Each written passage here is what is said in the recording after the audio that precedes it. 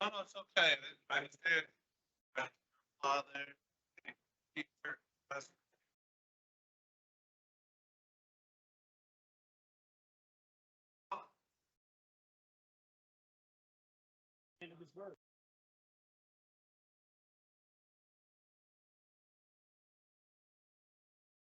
Okay, ladies and gentlemen, we're about to get started. If you could find your seats, silence your cell phones like I am doing. And if we can close the back door and the side doors, I'd greatly appreciate it.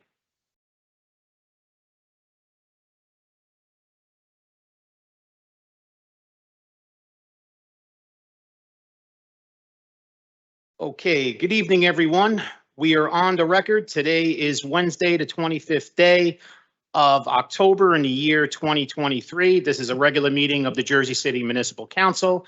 We had a scheduled 6 p.m. start. The clock on my cell phone is showing 6:07 p.m. May we kindly may we have a roll call for the commencement of this meeting. Councilperson Prinzary. Here. I know that Councilperson Ridley is enjoying her baby boy, so she will not be here. Councilperson Baggiano. Yeah. Councilperson Saleh. Here. Councilperson Solomon. Here. Councilperson Gilmore.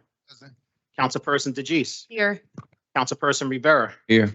And Council President Waterman. Here. We have 8 council members in attendance at 6:07 p.m. Can we kindly rise for a moment of silence, please?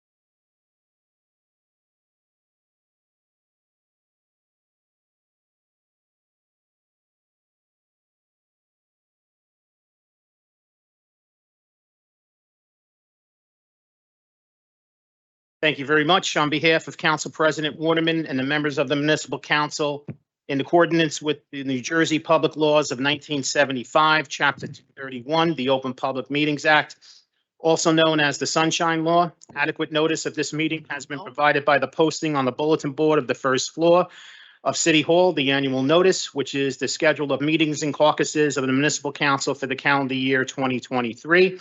And filed in the office of the city clerk on Thursday, December 15th, 2022. In addition, at its time of its preparation, the agenda of this meeting was similarly disseminated on Friday, October 20th, 2023 at 5:05 p.m. to the mayor, municipal council, business administrator, corporation council, and the local newspapers and posted on the city's website, so I can certify as to our total compliance with the Sunshine Law. Hey, council members, I'm going to move right into our first order of business, which is our first reading ordinances. If you would allow me to read them all into the record.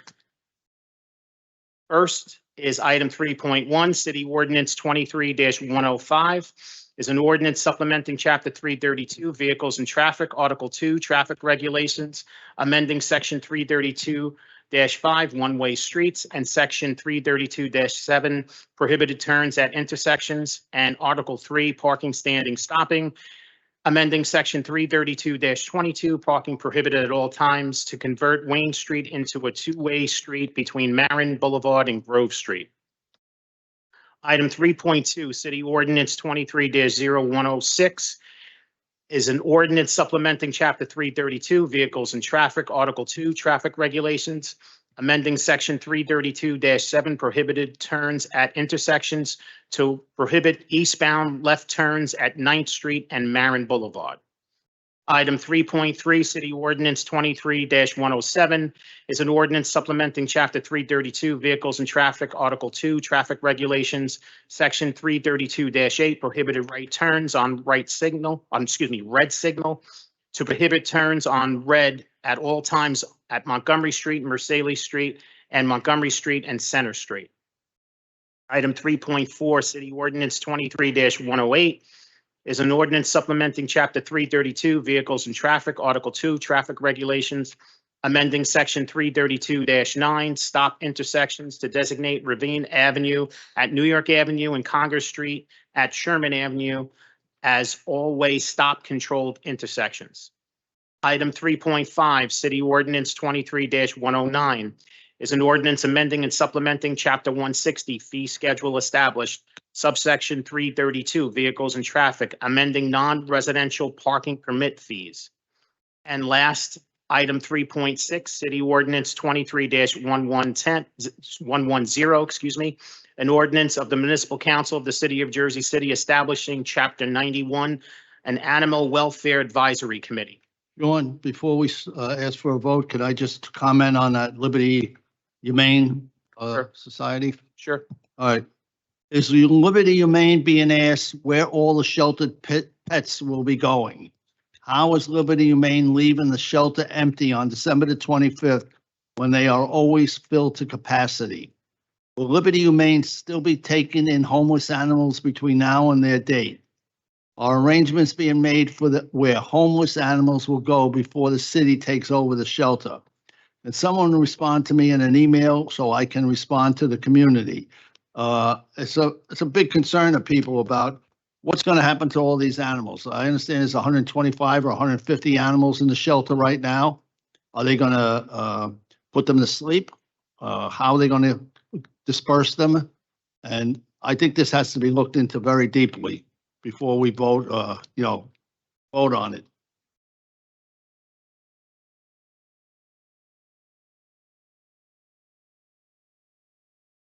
Testing. There we go. Councilman, I believe the health department testified that between now and December 1st, they will be taking in animals. Additionally, they would be responsible for the animals they currently have. However, I can get to the detailed question to find out exactly what's going to happen to them after the 31st and make sure, that we have an answer to the euthanization question and all that kind of stuff. If they're going to put these animals to sleep, this is a disgrace. As far as I'm concerned, I haven't heard any conversation about that, but I'll make sure I get you an answer in writing for it. I think this has to be further looked into. I also add something for that, the 3.6. Oh, no, I need that. Would it be a major change to add a council member as a part of that advisory board?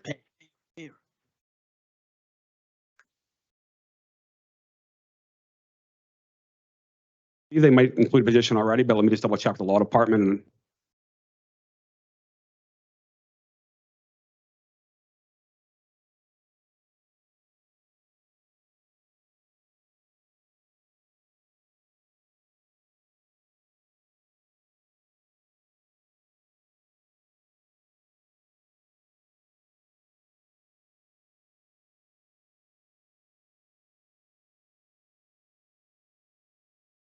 Thank you.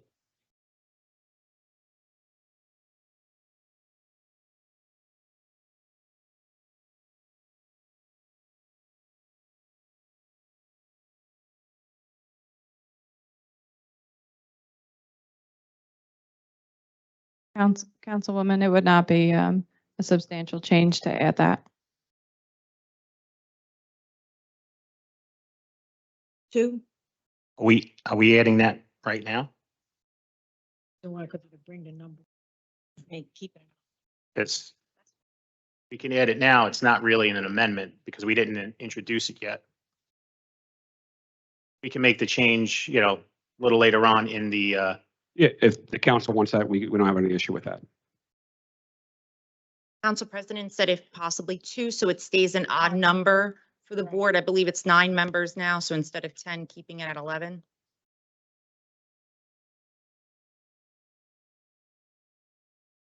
I don't want to take, or I don't want a position to be taken away from a member of the community or the health department. Correct. That's absolutely fine. 11 members is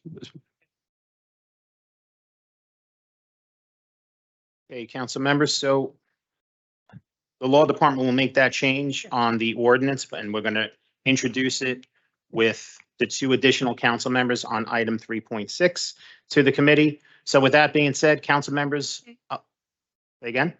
Oh, no, sorry. So I'll be taking a vote on items 3.1 through 3.6. Again, that's items 3.1 through 3.6. Councilperson Prinzary. Aye for introduction. Councilperson Baggiano. I'll vote aye for introduction, but if things don't change, I think we should turn this down and find find out what the heck is going on. Councilperson Saleh, Aye for introduction. Councilperson Solomon, Aye for introduction.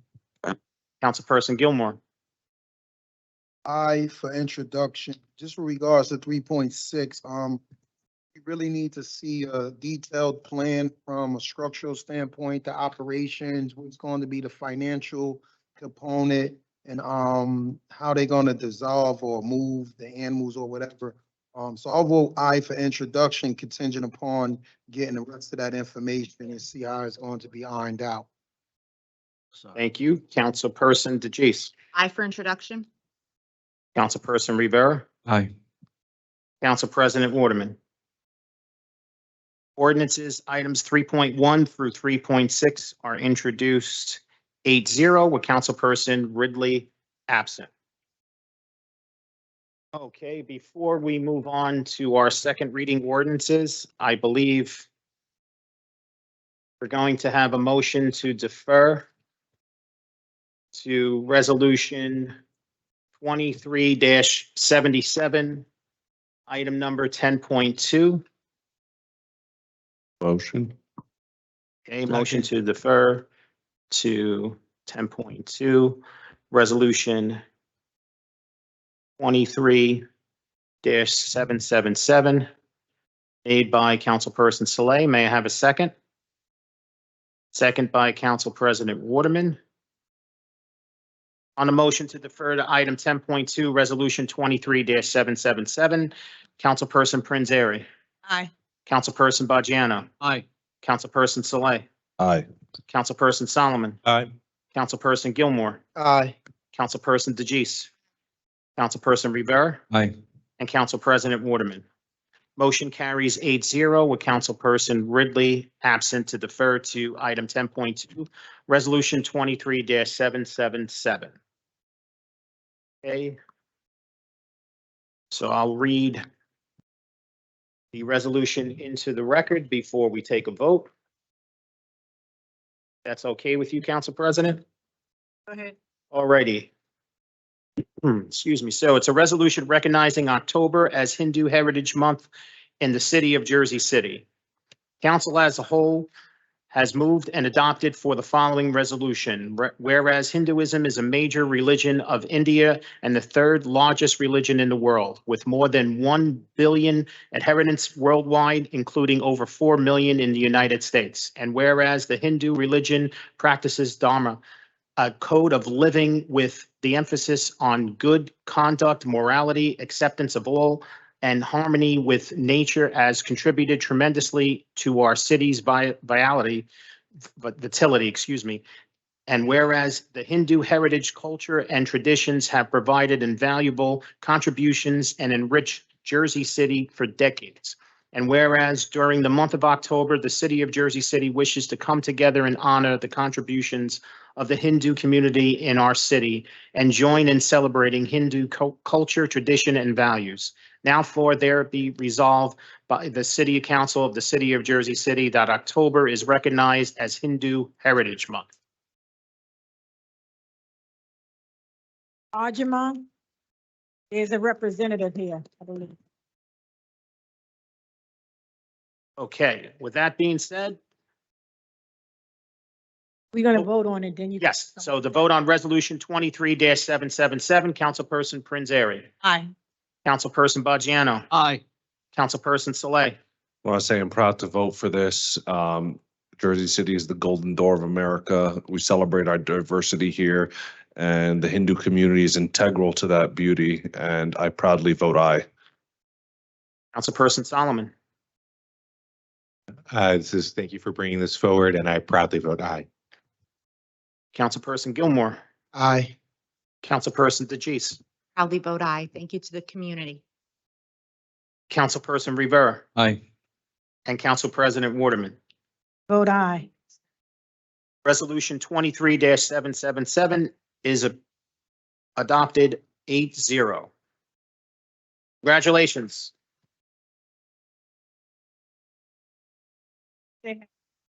Arjumon, she's here.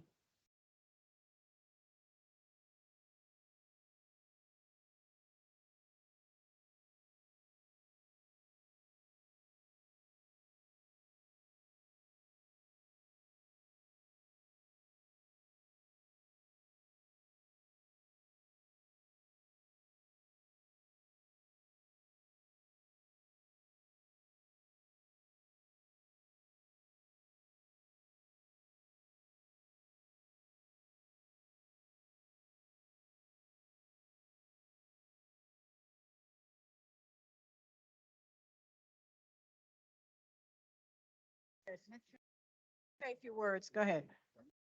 Yes. Good evening, everybody. Honorable Mayor, esteemed council members, respected staff, community leaders, and dear friends. I stand before you today with immense gratitude and pride as we gather to express our heartfelt thanks for the approval of the Hindu Heritage Month Bill. This momentous occasion marks a significant step towards recognizing and celebrating the rich cultural heritage of Hinduism within our community. I would like to extend a special appreciation to Council President Joyce Waterman, the primary sponsor of the Hindu Heritage Month Bill. Your unwavering support and dedication to promoting diversity and inclusivity are truly commendable. I would like to thank all council members who voted for this bill today. Hinduism, the third largest religion in the world, boasts over 1 billion followers worldwide, with 4 million residing right here in the US. The positive impact of Hindu Americans cannot be overstated. They have made remarkable contributions in every aspect of society, whether it be in the realms of science, business, politics, and spirituality. Their dedication and hard work have elevated our communities and enriched the lives of countless individuals. New Jersey, with its vibrant Hindu American community, has been blessed by their presence and contributions. As we approach October 2023, the Hindu American community will collectively celebrate its heritage by focusing on its culture and diverse spiritual traditions rooted in India. This month will serve as a platform to educate, engage, and enlighten individuals from all walks of life about the rich tapestry of Hinduism. I would like to extend my heartfelt appreciation to Mayor Stephen Fulop, Council President Joyce Waterman, and all council members and all those involved in recognizing the importance of Hindu Heritage Month.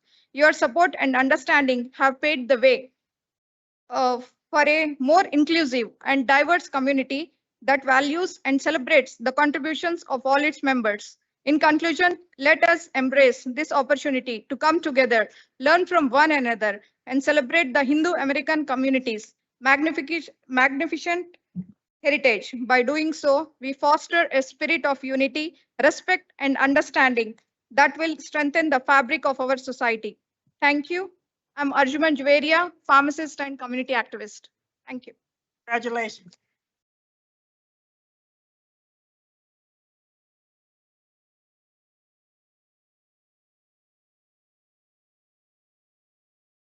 Okay.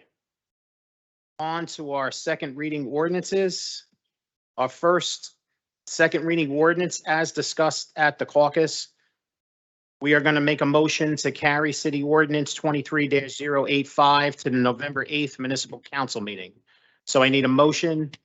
Motion. Motion made by Councilperson Saleh. Did I hear a second by Councilperson Prince Airy?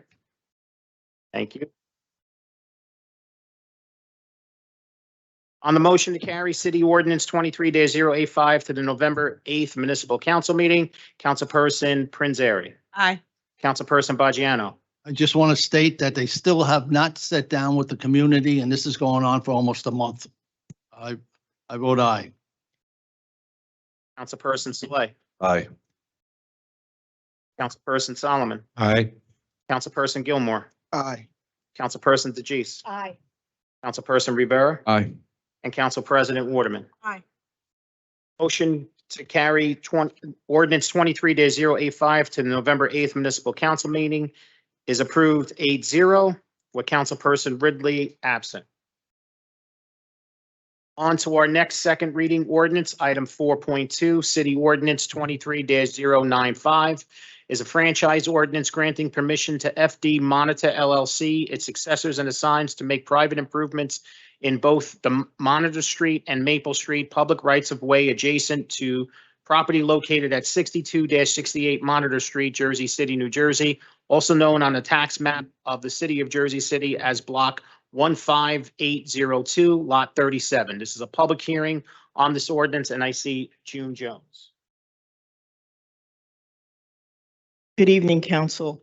I stand before you on behalf of the Morris Canal Redevelopment Area Board members to address a matter of concern regarding the franchise ordinance and how Jersey City inconsistency applies to various development projects throughout the city, specifically in relationship to Ordinance 4.2 on this evening's agenda associated with 62-68 Monitor Street, located in the Morris Canal area.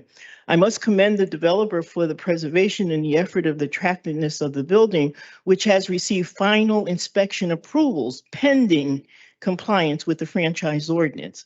This is kind of like putting the cart before the horse. This franchise ordinance pertains to an installation of an accessible ramp in front of the building, in essence, increasing the overall square footage and footprint of the project. This accessible ramp, once installed, will become a permanent feature of the building. The developer, FD LLC, also known as Field Developers, has proposed purchasing an additional square footage for a nominal price of $10, in addition to insurance costs. Our worry lies in the fact that additional square footage would not be subject to regular taxable assessment like other properties in our area. We believe that the franchise ordinance should not grant exemption from regular property taxation. Instead, Fields Developers, a for-profit developer, should pay taxes on the assessed value of the extra square footage, just like any other resident or organization in Jersey City. We believe that this is a fair and equitable solution and should apply to all franchise ordinances. And in the city, and this city's council should address this issue for all franchise ordinances going forward. We are concerned that no other known developer, including Morris Canal, a nonprofit who advocates for affordable houses, has received the benefit of free land exemption from regular property taxes. This arrangement sets an unsustainable precedent. We suggest agreeing on the franchise ordinance first and then finding a reasonable solution for addressing the inconsistencies. Lastly, the Fields Developers have received numerous properties within the Morris Canal redevelopment area without community input. Considering their capacity it is only fair that they bear the burden of paying for the additional square footage requested in this franchise ordinance. We believe that they can afford to pay the taxes on the real value of the excess square footage and not just a one-time fee, considering that they are utilizing public space, namely the sidewalk in front of 62-68 Monitor Street. We urge the City Council to address this franchise ordinance going forward, and let us ensure that all developers contribute their fair share to the community by paying taxes that are assessed on the assessed value of additional square footage. It is essential to establish a fair and transparent process that Thank you, June. considers the concerns and interests Thank you, of June. all of Your the time community is up. members. Thank you. Thank The you. buzzer is not working. Oh, no. So I don't know if you heard me, ladies and gentlemen, the buzzer is not working, so just bear with me. If the time goes down, I'm going to let you know that the time is up. Like the noise. Okay, this is still a public hearing on ordinance 23-095.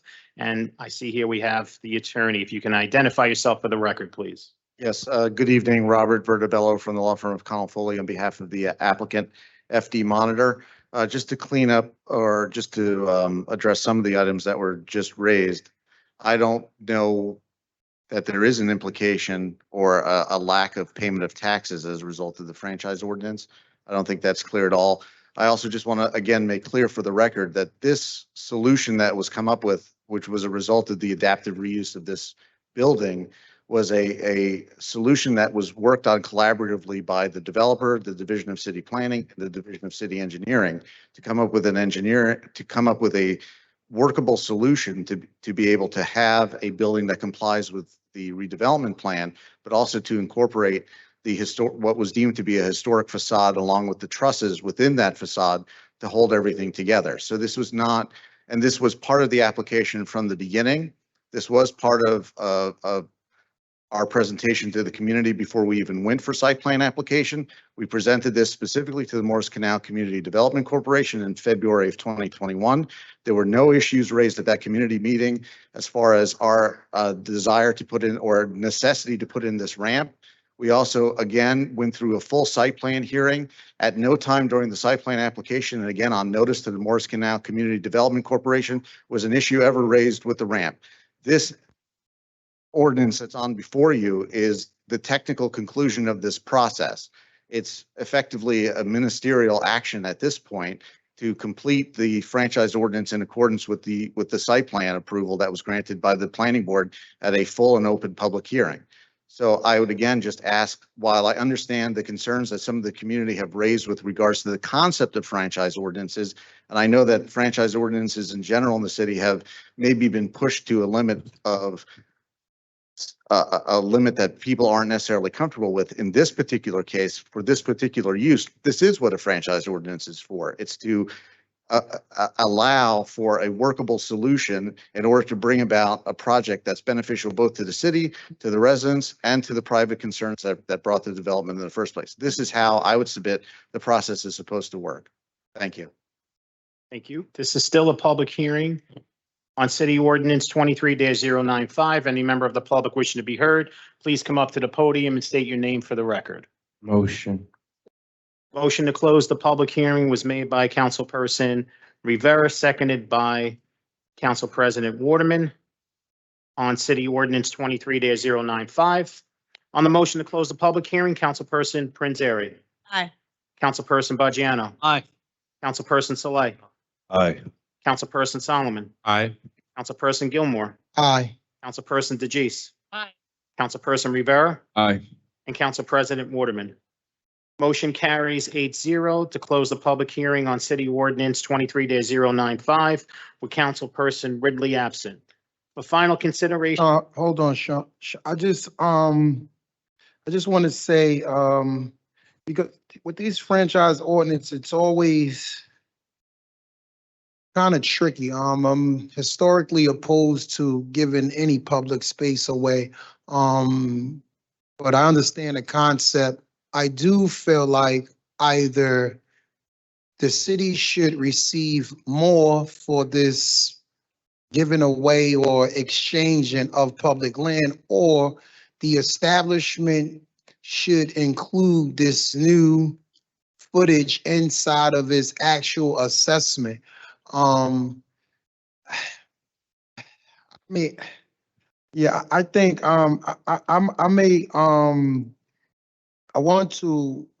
I know I've talked to legal, and we haven't really got where I think we should be as it relates to this, because like I said, I'm under the assumption that either more should be done or we should be paid more for this. So I want to move to carry after the public meeting to the next meeting.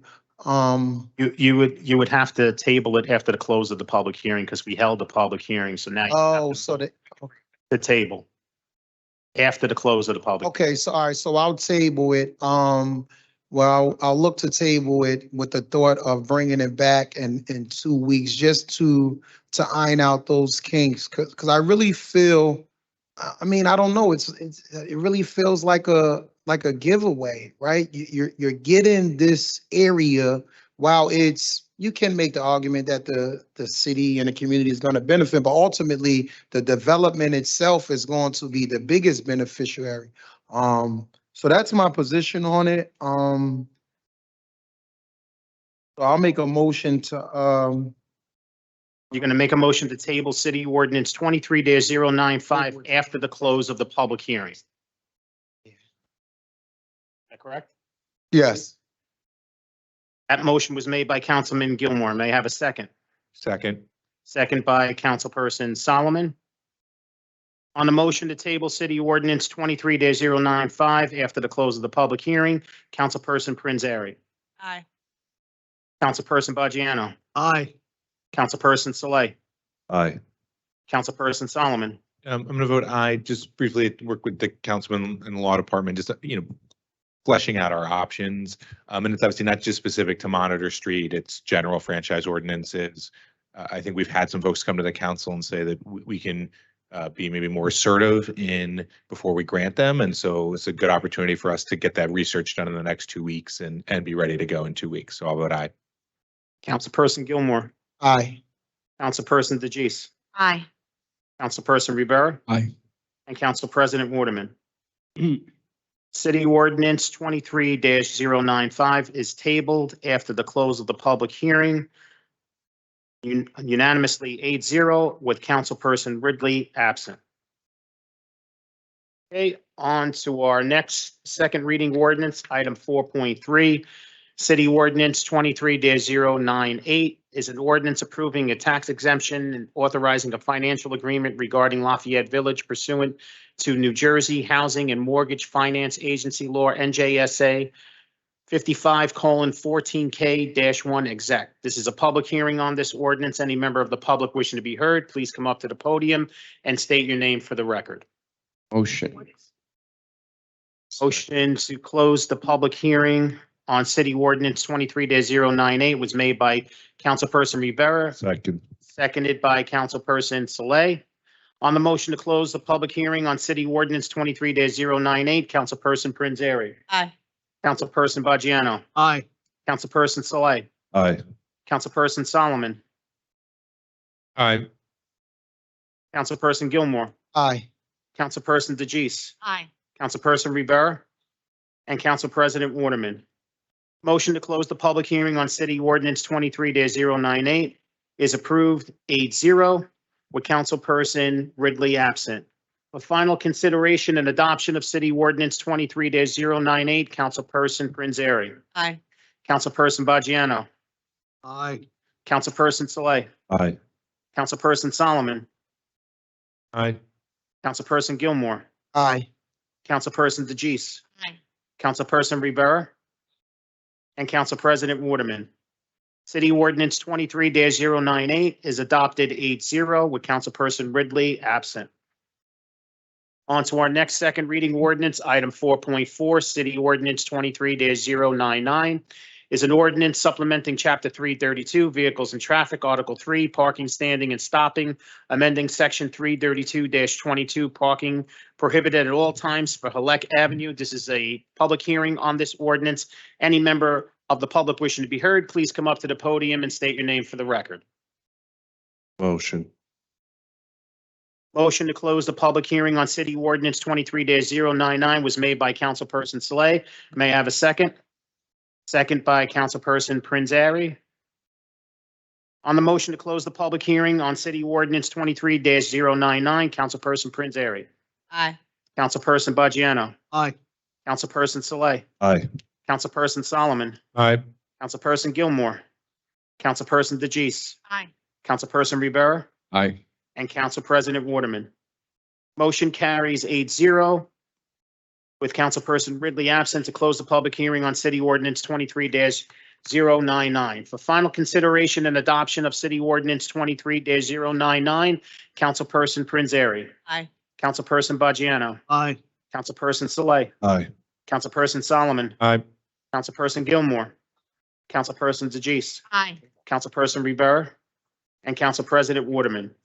City Ordinance 23-099 is adopted 8-0 with Councilperson Ridley absent.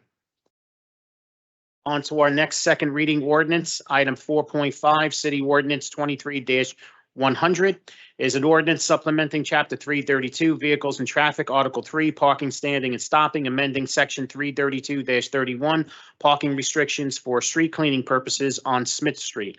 This is a public hearing on this ordinance. Any member of the public wishing to be heard, please come up to the podium and state your name for the record.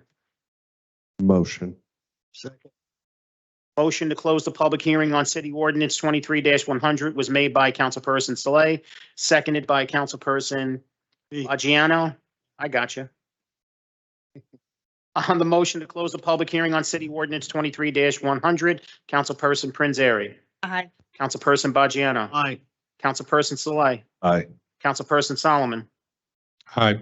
Councilperson Gilmore, Aye. Councilperson DeJeece, Councilperson Rivera, Aye. and Council President Waterman. Motion carries 8-0 with Councilperson Ridley absent to close the public hearing on City Ordinance 23-100. For final consideration and adoption of City Ordinance 23-100, Councilperson Prinzary, Councilperson Baggiano, Aye. Councilperson Saleh, Aye. Councilperson Solomon, Aye. Councilperson Gilmore, Councilperson DeJeece, Aye. Councilperson Rivera, Aye. and Council President Waterman. City Ordinance 23-100 is adopted 8-0 with Councilperson Ridley absent. On to our next second reading ordinance, item 4.6, City Ordinance 23-101 is an ordinance supplementing Chapter 332, Vehicles and Traffic, Article 9, Parking for the Disabled of the Jersey City Code, designated reserved parking space at various locations throughout the city. This is a public hearing on this ordinance. Any member of the public wishing to be heard, please come up to the podium and state your name for the record. Motion. Second. Motion to close the public hearing on City Ordinance 23-101 was made by Councilperson Rivera, seconded by Councilperson Saleh. On the motion to close the public hearing on City Ordinance 23-101, Councilperson Prinzary. Aye. Councilperson Bajiano. Aye. Councilperson Saleh. Aye. Councilperson Solomon. Aye. Councilperson Gilmore. Councilperson DeJeece. Aye.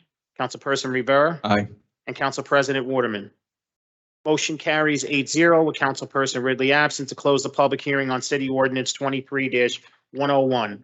For final consideration and adoption of City Ordinance 23-101, Councilperson Prinzary. Aye. Councilperson Bajiano. Aye. Councilperson Saleh. Aye. Councilperson Solomon. Aye. Councilperson Gilmore. Councilperson DeJeece. Aye. Councilperson Rivera. Aye. And Council President Waterman. City Ordinance 23-101 is adopted 8-0 with Councilperson Ridley absent. On to our next second reading ordinance, item 4.7, City Ordinance 23-102 is an ordinance supplementing Chapter 332, Vehicles and Traffic, Article 3, Parking, Standing, and Stopping, amending Section 332-22, Parking Prohibited at All Times at the Soho Lofts, 273 16th Street. This is a public hearing on this ordinance. Any member of the public wishing to be heard, please come up to the podium and state your name for the record. Motion. Second. Motion to close the public hearing was made on City Ordinance 23-102 was made by Councilperson Rivera, seconded by Councilperson Saleh. On the motion to close the public hearing on Ordinance 23-102, Councilperson Prinzary. Aye. Councilperson Bajiano. Aye. Councilperson Saleh. Aye. Councilperson Solomon. Aye. Councilperson Gilmore. Aye. Councilperson DeJeece. Aye. Councilperson Rivera. Aye. And Council President Waterman. Motion carries 8-0 with Councilperson Ridley absent to close the public hearing on City Ordinance 23-102. For final consideration and adoption of City Ordinance 23-102, Councilperson Prinzary. Aye. Councilperson Bajiano. Aye. Person Saleh.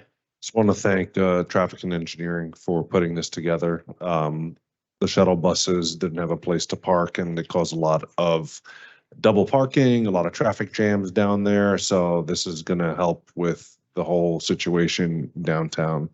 And with that, I vote aye. Councilperson Solomon. Aye. Councilperson Gilmore. Aye. Councilperson DeJeece. Aye. Councilperson Rivera. Aye. Council President Waterman. City Ordinance 23-102 is adopted 8-0 with Councilperson Ridley absent. Sean, Yes. before you start on 103, I'd like to ask that possibly ask this council to carry this amendment, this ordinance. First of all, I do appreciate the planning and their hard work on this complex amendment and meeting with residents. The amendments have a lot of zoning changes. 85% of them are supported by the residents, but 15% of it is not supported. There are problems with the setbacks. Councilperson Prinzary's amendment will address the setbacks requirement to match the neighbors. I support her amendment.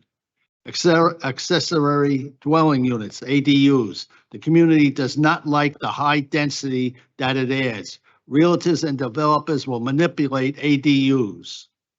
Why are we voting on the zoning plan before the Historic Preservation Master Plan survey has not asked one neighborhood group? They have not come to anybody. There are 3 homes and 2 lots on Glenwood Avenue that were part of the historic Mayhew Terrace cottages.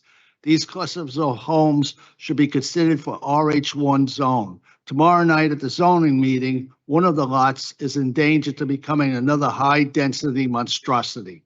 I think this should be We should carry this, and a lot of this stuff has to be looked into, especially houses and backup houses. We have enough congestion on the neighborhoods. We have no parking, and yet they're gonna put a home in back of a home. So I'm asking the council to carry this until we get further explanation and work these problems out. So Councilperson Bajano, you're looking to motion to carry City Ordinance 23-103 to the November 8th council meeting? Yes, if we can get answers, proper answers, and we get the historic commission to get around and talk to the neighborhoods and let them know what the heck is going on. Okay, so we have a motion to carry City Ordinance 23-103 to the November 8th City Council meeting made by Councilperson Bajano. May I have a second? Unfortunately, Councilman Bajano, there It's is no. typical of this council. They don't listen to the people. So go ahead. It's a shame what's going on in the city. Okay.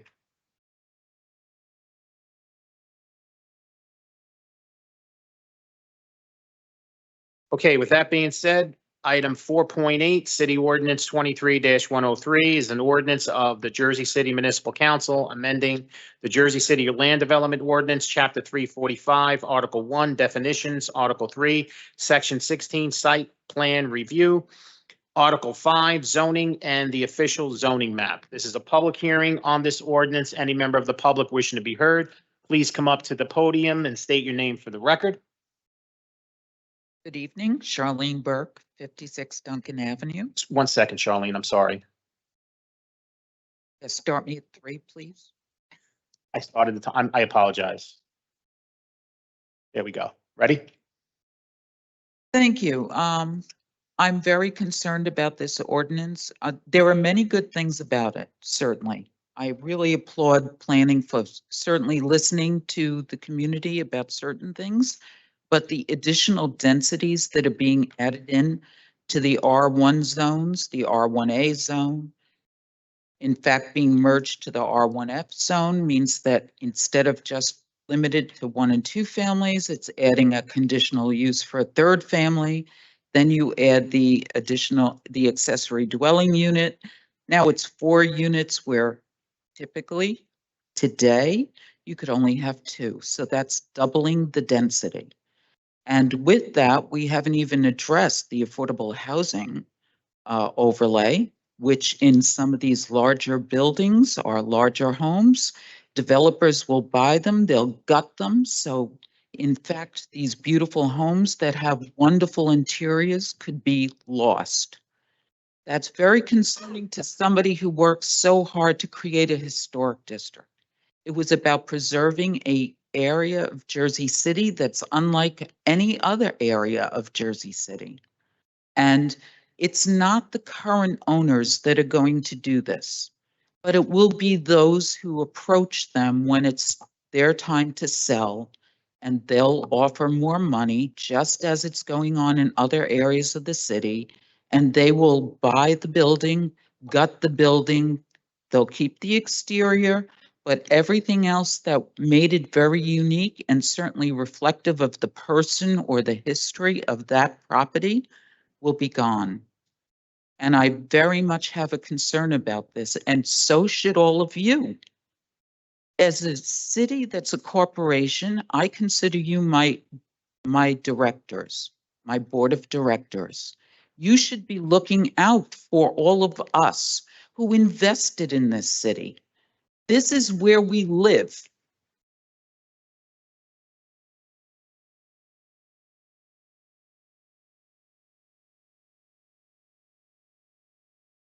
We would like you to understand we live in our neighborhoods because we think they're charming and beautiful, and we like the way they are.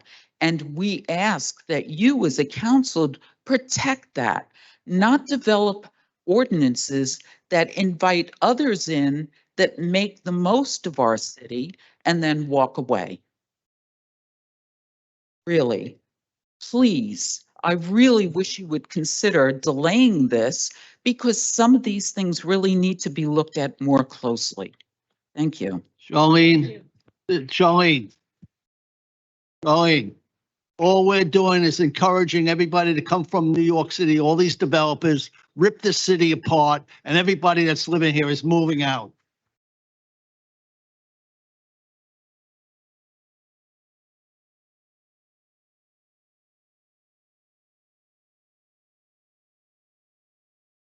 Okay, this is still a public hearing on City Ordinance 23-103. Next speaker. Greetings, council. I was up here the last time you guys, oh, sorry, my Your name is name. Erica Walker. Sorry. You all know me. My name is Erica Walker. I was up here the last time you guys voted to defer. You tabled it, I believe. And I thanked you for that. Because our meetings aren't well looked at on YouTube, I would like to repeat my sentiments. The fact that the R1 changes will automatically increase the value of residences' homes is a gift and a curse.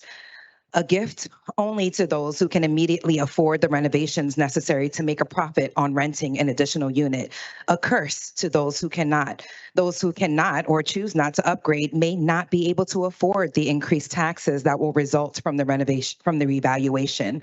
A blanket ordinance may not be the answer here. Before we make these changes, we need a serious marketing campaign in place, at least 6 to 12 months. We shouldn't say we're going to market. We should plan out that marketing plan. And then once we pass it, then put that marketing plan into action, not the other way around.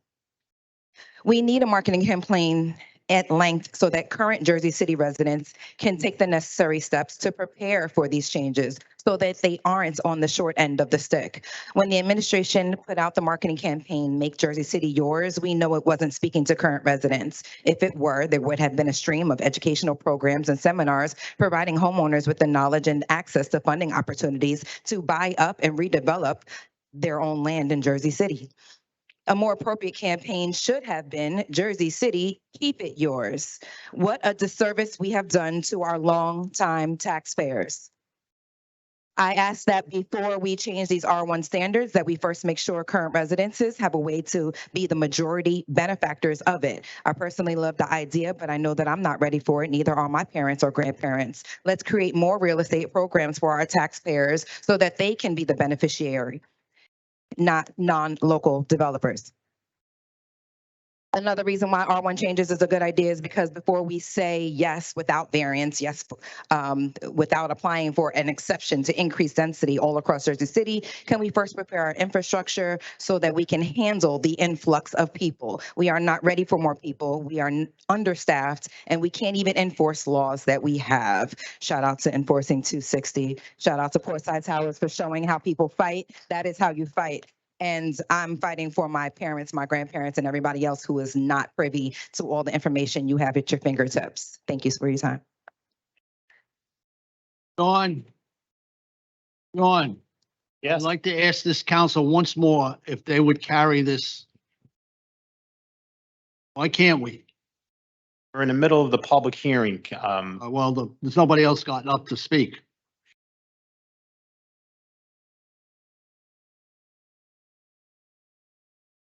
Okay, our next speaker. Hey, guys, my name is Tina Knowles. Exactly. I salute you because let me tell you something. I live in a building right now that they let a development come from New York. His name Karam. They named the building the Webb Building. That building is a mess. Couple of people got raped. Couple of people got killed in that building. They sold it to the city. The city got it. They said the hub got it. I don't know who got that building, but I know y'all let that development come here from New York, Karam, to buy that building right there on Oak and Martin Luther King. Education and Gilmore, you know I call you every other night. You get tired of me. Tina what? Tina what? I'm going to keep calling because that building door is open. Y'all let this development come in Jersey City, build that building like no, that building is a mess. And y'all need to come up there and see it. I'll show y'all pictures and everything. Education and Gilmore, let them know about that development coming or Oak and Martin Luther King that they let through. Y'all know that building coming apart. Y'all know it's a mess down there. We got to beg every day for help. We ain't ask. I don't even want to call the people name, but we ain't ask. Just get that building together. Stop letting these people come in our community, tearing it up. Get the people who live here. Get the people that live here, that work here. that been. That's why we out so confused. Y'all let everybody up in our community, and then that's why stuff get messed up. That's why we up here justice for Andrew, because y'all letting other people not do their job. Y'all about to pay medical center. Now it's our people that be in the community every day for 24 hours. Y'all want people to stop at 10 o'clock. No, y'all better handle that. Y'all better start telling the truth. Let me tell y'all something. Y'all gonna be standing up, and y'all gonna be like, oh, why y'all didn't do right? And they gonna grab y'all up. Y'all better start doing the right thing. Motion. This is still a public hearing on City Ordinance 23-103. Next speaker, please come forward and state your name for the record. My name is Phil Carrington, speaking directly on the issue of 103. I haven't given it a lot of thought, but I got to give credit to Vajana. We used to arm wrestle back in the day, but I'm gonna give him credit. You see, zoning is key. And according to state law, I mean, y'all don't care about city laws, but at some point, you see, state laws say that if you're gonna make these much changes, 24% of the people who are affected by this should be here, or should be contacted, or should be informed. I'm quite sure the council members in this area could attest for 24% of the people. However, the people must be properly informed. As long as the zonings change, it is change. See, what the people are concerned about is that Jersey City have changed, everyone has changed, but the living in Jersey City, the cost of living is just astronomical. I'm quite sure your salaries can hardly keep up with the changes in Jersey City. Look, on Martin Luther King Drive, 9 years ago, for a whole year, my taxes was $3,000 a year. 1 quarter, November 1st, that same building, 1 quarter is $4,500. Something is wrong with this. You cannot continue to do this and then expect people not to frown. You're taking advantage of the people. You're raping the people, if you will. This is really economic rape. This is wrong. You should not just amend this. You should move it off until the law is properly followed, meaning that 25% of the people that is affected by this need to be informed and have the option of dealing with it. I'm Philip Carrington. That's my viewpoint. Good night. I feel. This is still a public hearing on City Ordinance 23-103. Any member of the public wishing to be heard? Okay, see Pam. Pam Andes. I wanted to bring up a point that Erica Walker, we discussed about, and that you had brought up, proper notice. We really wanted everybody to have a mailing, and that it was suggested with Councilman Gilmore and Councilman Bogiano at the meeting with Tanya Marione, that perhaps we could do a notice on the tax bill that zoning changes are happening, because zoning changes, some of them are good and some of them are going to destroy neighborhoods the way we know it. We know new people are coming in. We hear you, Councilman Bogiano and Tina. People are coming in and they're kicking us out. I just got a text from my friend that he has a new owner, born and raised here. The new owner is asking them nicely to leave. You know, these are people's homes. They're homeowners. There's nothing sadder than a homeless person that used to be a homeowner. So we need time. I know that the planning department feels that 1 year is enough. It's not. Our community, we don't always have access to resources. Not everybody knows about or even goes to meetings. And not only that, English is not the first language. This wasn't even offered in different languages. Okay.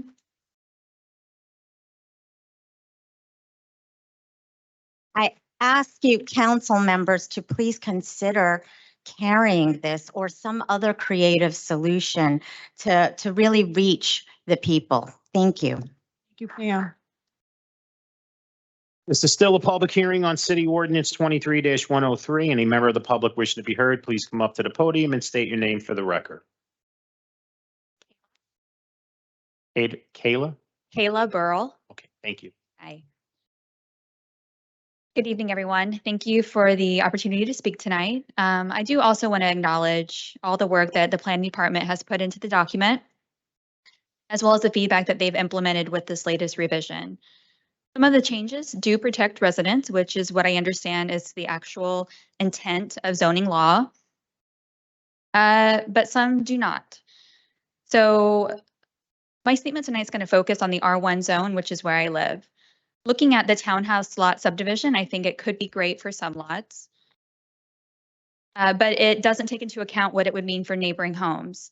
So currently a 0-foot rear yard setback is allowed at a roof deck, which they will, and that creates real problems for the neighboring homes. Think about the privacy issues as well as noise and also the various things that fly off roofs.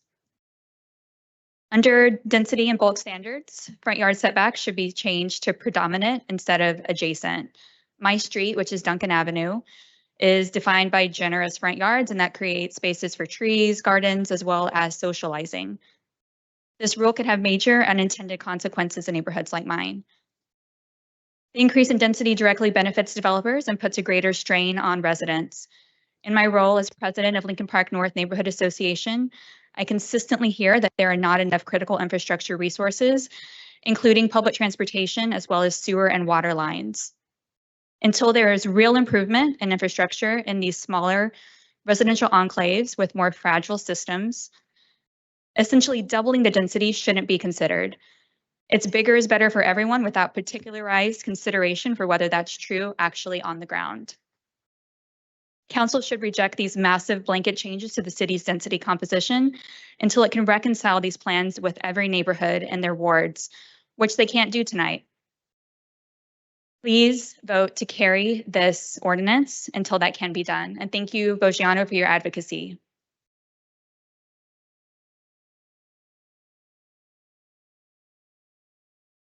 This is still a public hearing on City Ordinance 23-103. Any member of the public wishing to be heard, please come up to the podium and state your name for the record.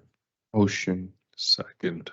Motion to close the public hearing was made on City Ordinance 23-103 was made by Councilperson Rivera, seconded by Councilperson Saleh. On the motion to close the public hearing on City Ordinance 23-103, Councilperson Prinzary. Aye. Councilperson Bajiano. Aye. Councilperson Saleh. Aye. Councilperson Solomon. Aye. Councilperson Gilmore. Aye. Councilperson DeJeece. Aye. Councilperson Rivera. Aye. And Council President Waterman.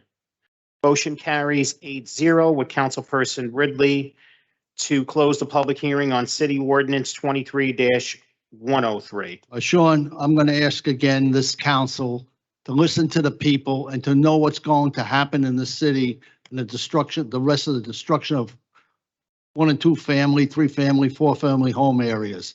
I'm asking again to take a motion. Rich, To carry it again.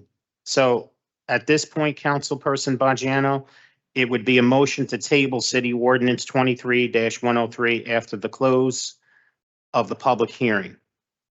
Rich, the issue with the tabling, I mean, if like we have to have a plan. They have reached out. They have went to different communities. They've met with people. I understand there's some things in there that people may not necessarily like. There's some things I'm uncomfortable with, but there's also some good things. So if we table, how long do we table it for? What's ample time for us to notice? Like, right? Like, do we have that ironed out? Like, I understand the concern, but I'm just saying, like, what would be the plan to move forward? Are we tabling it until November, or then we come back, and if they're not ready, then we can continue keep it like? So Councilperson Gilmore. Why can't you carry it, Sean? So, because we already held the public hearing. So if you table the ordinance after the close of the public hearing, you can basically bring it back at any given meeting.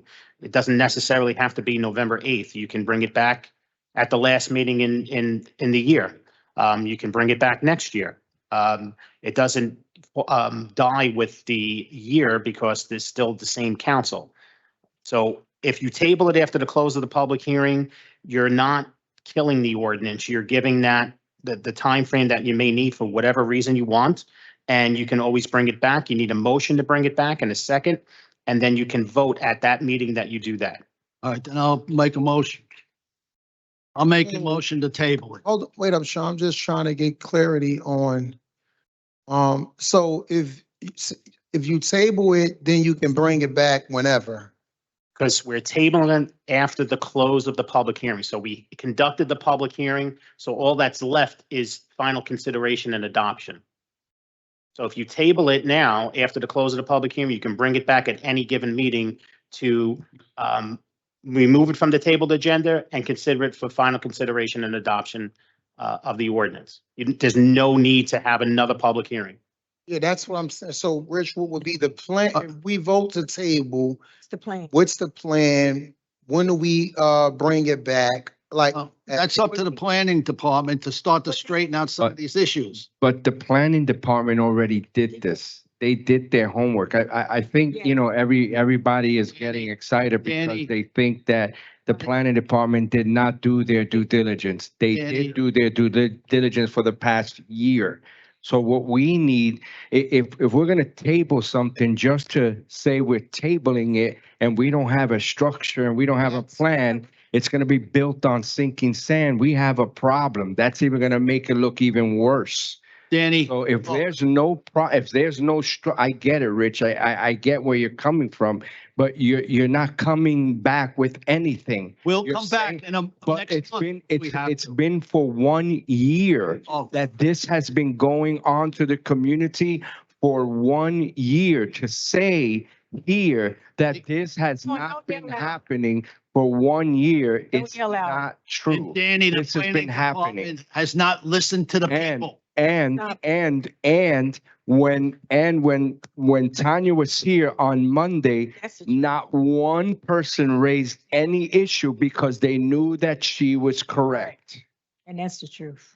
so I Rich, raised an issue council Monday, members. Danny. So, Don't say that. Sean, well, Rich, what, Sean, The vote, please. Sean, take the vote. Council, Move Let to him. previous question. so council members, He can, just for our court reporter's sake, if we can just make sure we don't talk over one another, because it's very hard for her to differentiate who's speaking. I greatly appreciate that. So right now, we have a motion to table city ordinance 23-103 after the close of the public hearing.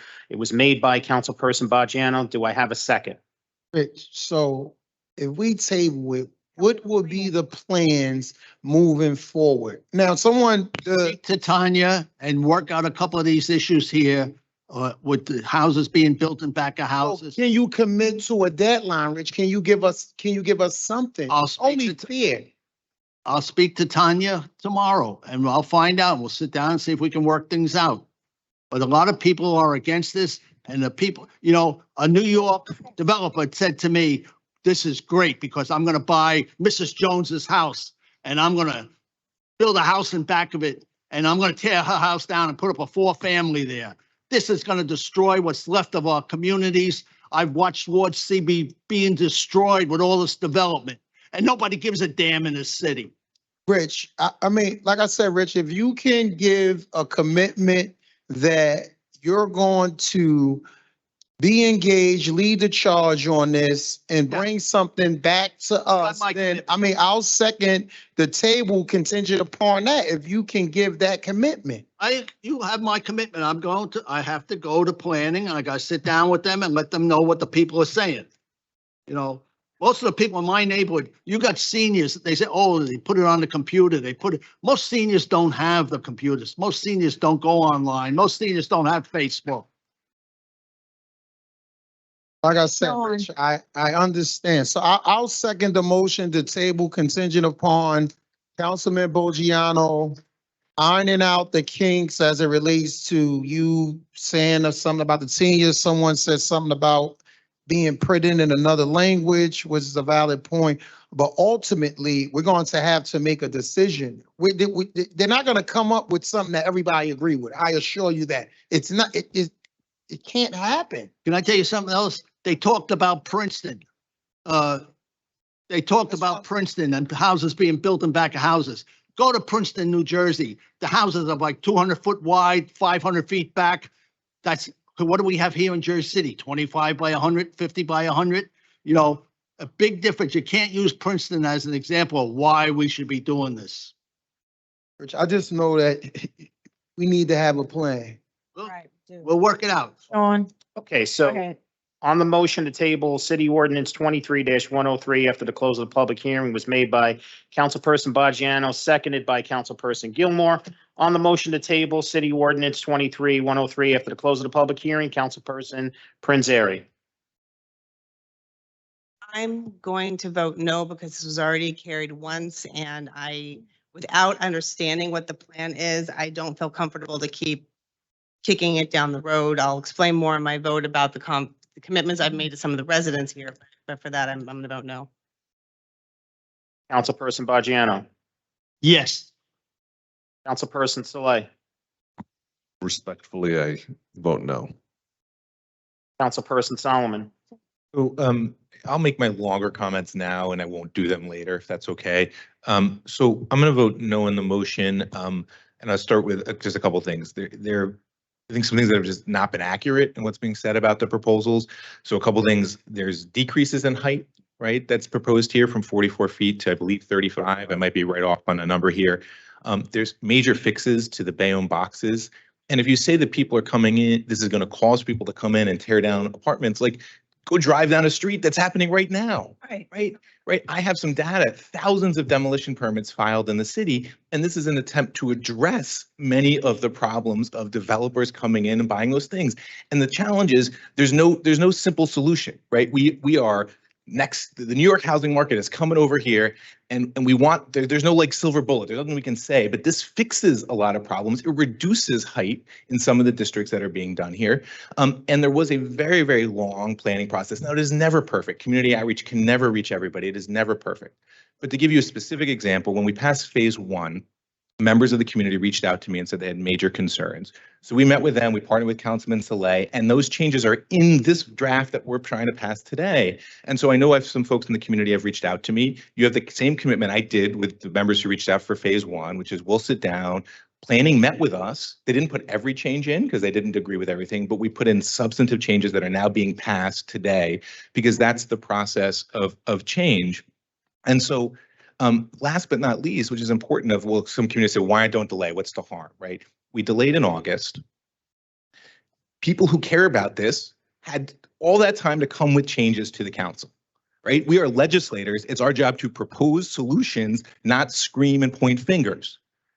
We had 2 months to come to specific amendments. And when we introduced it 2 weeks ago, we raised our hands and said, we will consider any amendment. I don't have most of these things in my district. I raised my hand. The first concrete amendment that I got was in my email from a constituent today. So, at some point further delay, it's like, I don't have any, we delayed in August. We said publicly in October, here's what we're going to do. And Councilman Gilmore said at the meeting, to the point of Ms. Walker, was there commitments from planning to educate. There were commitments to move forward educating. So I'm not going to say more when we vote. I just want to get that all out now. So that's why I'm voting no. Councilperson Gilmore. Aye. Councilperson DeGise. No. Which one? She said yes, Sean. She said yes first. Councilperson Rivera. I mean, just to clarify, we've had 11 total meetings just this summer on this thing. So, And they didn't listen to us. no to table. And Council President Waterman. Oh. Motion fails 2-6 with council members Bajano and Gilmore voting in the affirmative and Councilperson Ridley absent. For final consideration and adoption of City Ordinance 23-103, Councilperson Prinzary. So just to sort of echo some of the comments of Councilman Solomon, the amendments that had come to me for phase one and now for phase two, the ones that came to me in time, I sent to the planning board and they've been implemented. As I said to Charlene and Kayla and Sharon last week, any other amendments that you guys want us to consider, I will continue to work with you all in planning to make those changes where we can and where it's possible. This is not an easy process and it's going to be a long process. Also, just to get on record, I did speak with Tanya about why historic master plan was not going at the same time. And they're about 6 months away from that process. So that's another 6 months where people are not going to have to get variances for design standards, where people can build, taller should they want to, where they're not predominant setbacks. All of the things that you guys have been asking for have gone into this as much as possible. And so please, my door is open. Email me. You guys all know how to reach me. My information is very public. And that is my promise to you on record that I will continue to work with you as we go down in the various other phases of this master plan. So with that, I'm voting aye. Councilperson Bajano. Well, now I know why everybody's moving out of this city. I vote no. Councilperson Saleh. I have a lot of thoughts on this. This has been a long process. A lot of these recommendations and changes percolated up from the community itself. The community has been advocating for this, and specifically, I'd like to say the Heights. The Heights has been decimated. Okay, in terms of the demolitions, we have the most demolitions out of any area of the city. These changes make it less attractive to demolish a home. It removes the automatic curb cut. It reduces the height of the building from 44 feet to 35 feet. And the issue of sustainability, economic sustainability for long-term residents, that's what the ADU is for. It's a marginal increase in density so that people can be able to afford these continuous tax increases, inflation, higher cost of living. I am hearing from my residents directly that this is what they wanted. And I was born and raised in the Heights. If this doesn't pass, they're going to continue to demolish the homes and give peanuts to homeowners so that they could build $2 million like condos. That's what's happening on the ground. Now I have to de-incentivize it some way. This is the way you de-incentivize those demolitions. And no other community is more impacted than the Heights. And the Heights, the residents of the Heights have essentially pushed for this. And with that, I have to vote aye. And that does not preclude the possibility of amending this later on. The law is a continual work in progress, and I'm committed to working with the community. This has been a year-long process, and we can't have an 11th hour, like let's just throw a monkey wrench. We can vote on this today. I'm going to vote aye, and we can continue to work on it. The conversation is not done, okay? And Tanya, the Director of Planning and Zoning, can entertain more amendments. Okay, thank you. Yusef, I don't know who you spoke to in the Heights, but I got a lot of family up there and they're not for it. Okay. You're losing the Heights because you're not. The Heights, developers. but everyone that I know Yeah. has been sold out, all right, already for those multi-million dollar condos. The New York people are going to come in and They're buy already more here. houses because They're it's already gonna here. encourage them. Councilman, they're already here, okay, and they're going to continue coming here.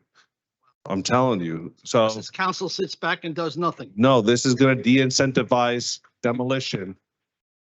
No, Listen, I didn't talk when he was talking. Oh, come I did on, not y'all. talk when he was talking, okay? I sat respectfully. So I would like the same respect. Thank you.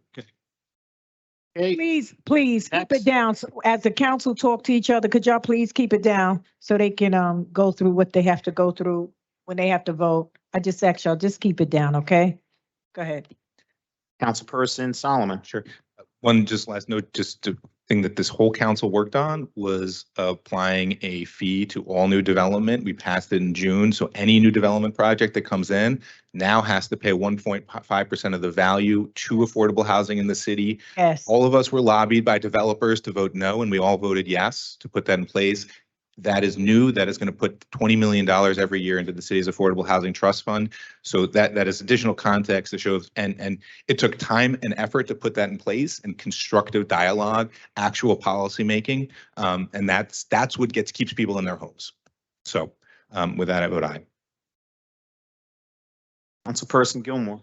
Yeah, I know it's a complex issue, but in fairness, planning, they had meetings, they walked around the community, they took into considerations the concerns. They didn't change everything because they feel to the contrary.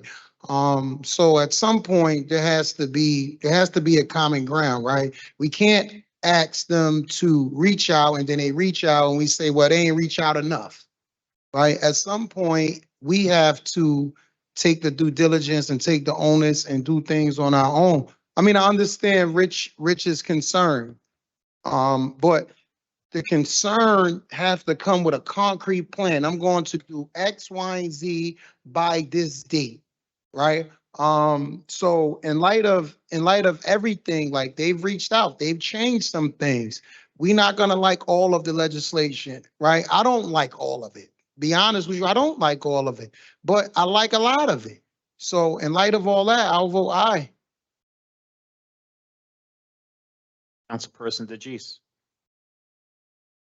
That the director and her department did do their due diligence here. I was at a meeting, I think the fall of 2022 in Pershing Field, and the walking tours that followed through. They really did involve themselves with the community.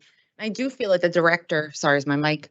The director did really look at historical data to bring Jersey City back to a time where there were families here, where there were homeowners there. And like everyone else is saying, these developers are already here. But what they're doing is buying the 1 and 2 families and turning them into 2 condos, which neighborhoods don't like. What this does here, the accessory dwellings and the additional units allows the homeowner and encourages the homeowner to stay in that home and not leave. So you're not having developers come in, demolish, and then give us 2 $750,000 ugly condos on top of each other. It demands green space, 20%, I believe, is what's mandated for a green roof, a lawn, landscaping. It includes the affordability, not just in that development fee, but affordable units. And that's something that's going to hit every part of the city and not just little pockets and not in just places that, people don't have accessibility. It also encourages commercial growth. It's bringing back something that we haven't seen here in a few decades, and including commercial lots within the first floor.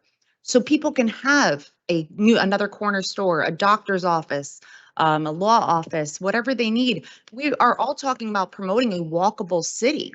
Many parts of the city still do not have places that they can walk to and grab their groceries, places that they can walk to and get their teeth cleaned. So this includes that in there, and again, introduces it to different neighborhoods. I think that the historical preservation that's included in here does help with the communities like Ms. Burke was talking about. And it will make sure that these homes and places are not easily demolished. We already have demolition clauses. This enhances it and strengthens it because we do not want to see demolished buildings. We have some vacant lots or, lots that, are probably in need of demolition. And the city and the Historical Preservation Committee work very hard to make sure that they do not have to be demolished and that when they're repaired, they're using the same historical architecture to maintain that. So I vote aye on this. I know that there will be kinks, and just like everyone else is saying, we will address and amend as needed. But I do think that the director, her department worked very hard on this, and I think that it is a good thing for Jersey City. Thank you. Councilperson Rivera. I vote aye. Council President Waterman. City Ordinance 23-103 is adopted 7-1, with Councilperson Baggiano voting no and Councilperson Ridley absent. And Sean, I just want to say something. Half the stuff that these council people said, they don't know what they're talking about because more houses are going to be torn down. More houses are going to be torn down. More pit developers from New York are coming over here and going to destroy the rest of what we have as communities.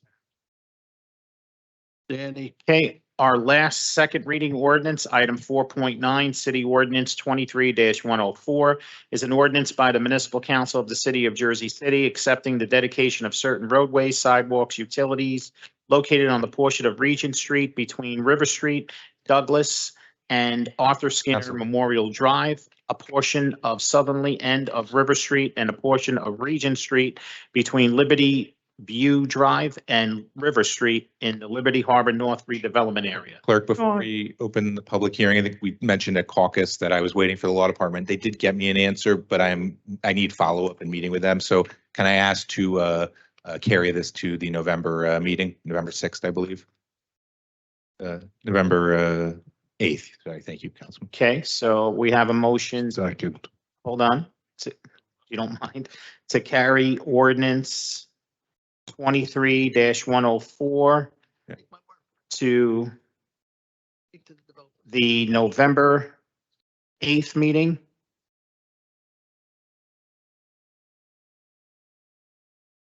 Motion was made by Councilperson Solomon, seconded by Councilperson Saleh. On the motion to carry City Ordinance 23-104 to November 8th City Council meeting, Councilperson Prinzary. Aye. Councilperson Bajano. Oh. Councilperson Saleh. Aye. Councilperson Solomon. Aye. Councilperson Gilmore. Councilperson DeGise. Aye. Councilperson Rivera. Aye. And Council President Waterman. Aye. Motion carries 7-1 with Councilperson Bajano voting no and Councilperson Ridley absent. So both items 4.1 and 4.9 will be carried to the November 8th Municipal Council meeting, and I will duly advertise both ordinances as such. That will conclude our public hearings on our second readings. And now we're going to move to the public hearing portion of the meeting. I'm going to be calling the speaker number and the first name, so please follow along and pay attention to the agenda. And remember, just another reminder that the buzzer on the clock is not working, so please be mindful of the time, and when I tell you the time is up, please be respectful of that time. So with that being said, unfortunately, Vern had to leave. She's not here to speak. So next, 5.2, Dana.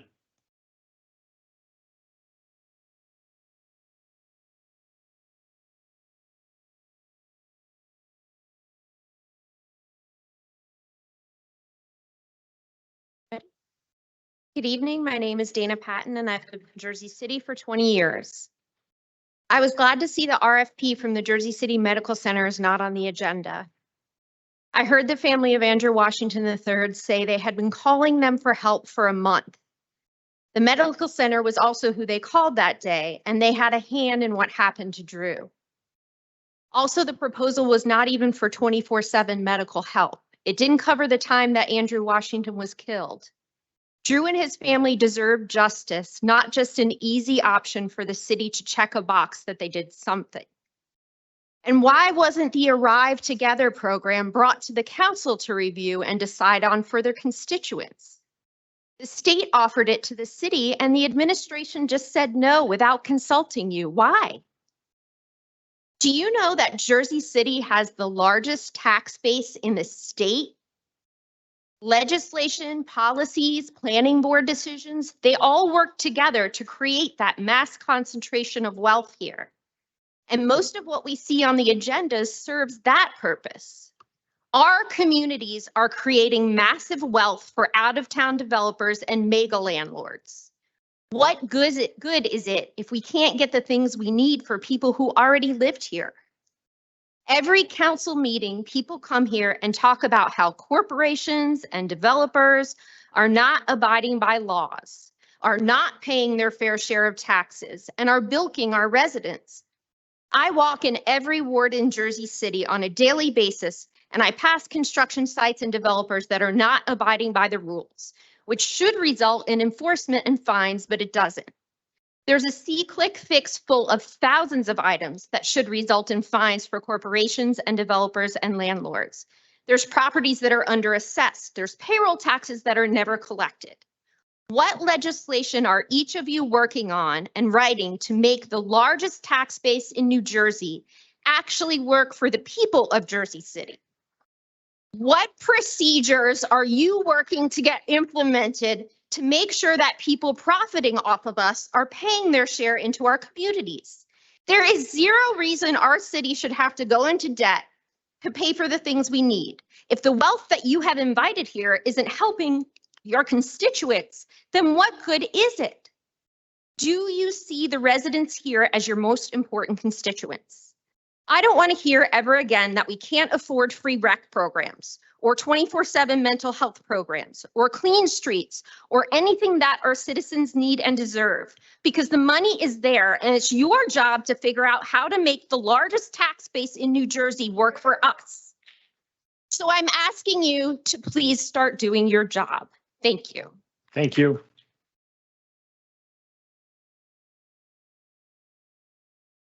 Our next speaker, 5.3, David.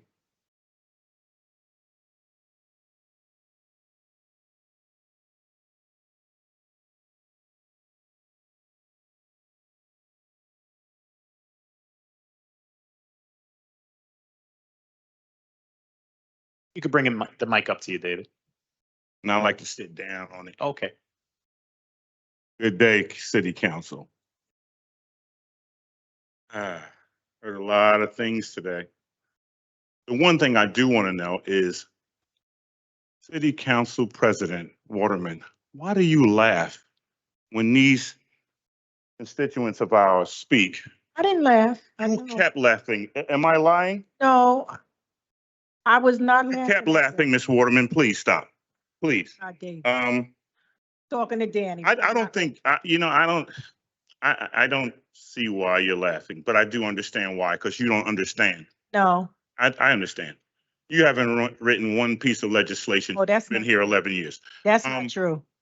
Of course, you guys know what I'm here for. We are not being hired. I know, and you guys know. And Mr. Baggiano, I like you. I'll fight with you too. We can fight all day. But I do understand that some of you guys do not know. But, as they say, what you don't know, you hide. Unfortunately, I'm here to tell you. Me personally, I didn't know that Mayor's aide, Tom Bertoli, I think you guys all know him. I personally gave $15,000 every 2 months to. I didn't know why I was giving him the money. I know, right? That's crazy, right?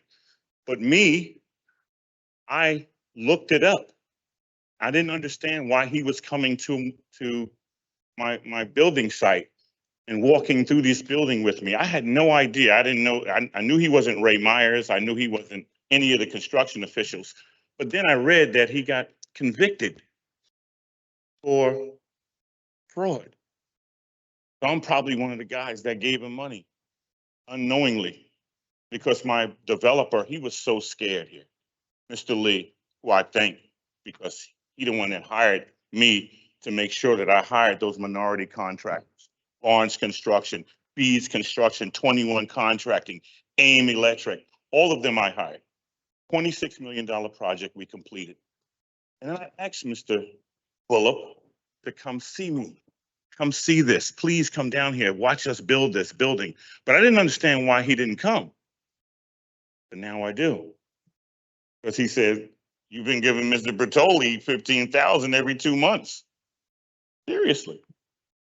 So then I said, let me go have a meeting with some of the powers that be down here, some of the guys. And they all told me, they said, Dave, we're not asking for anything because we know they're not going to give you anything. We're not asking. What we want is our fair and just fee. That's all. And I see that the time. Thank you, Dave. I know. So in the great words of Bernie Mac, we ain't scared of you motherfuckers.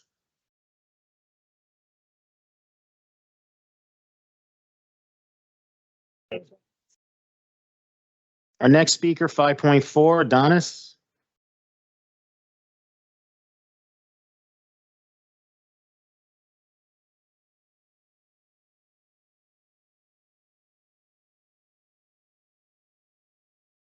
Hello, City Council. How are you? And then good evening, everybody. I was here last 2 weeks ago. How you doing, Mr. Bugiani? I gave you numerous business cards over the last 2 years. I never got a call from you. Gave them out. God bless you. Gave them Thank you out. very much, Mr. Bugiani. I know we had a meeting with Mr. Rivera, councilman, and we came to some kind of conclusion, but no resolution. And hopefully we get back and talk again and make some kind of conclusion to make things happen. And I appreciate both of you guys' time coming out. And I told you before, I'm not much of a talker. I'm more of a doer. And I'll be back. And I'll keep coming back until we get some kind of resolution going. I appreciate you. Thank you. Thank you. Our next speaker, 5.5, Richard.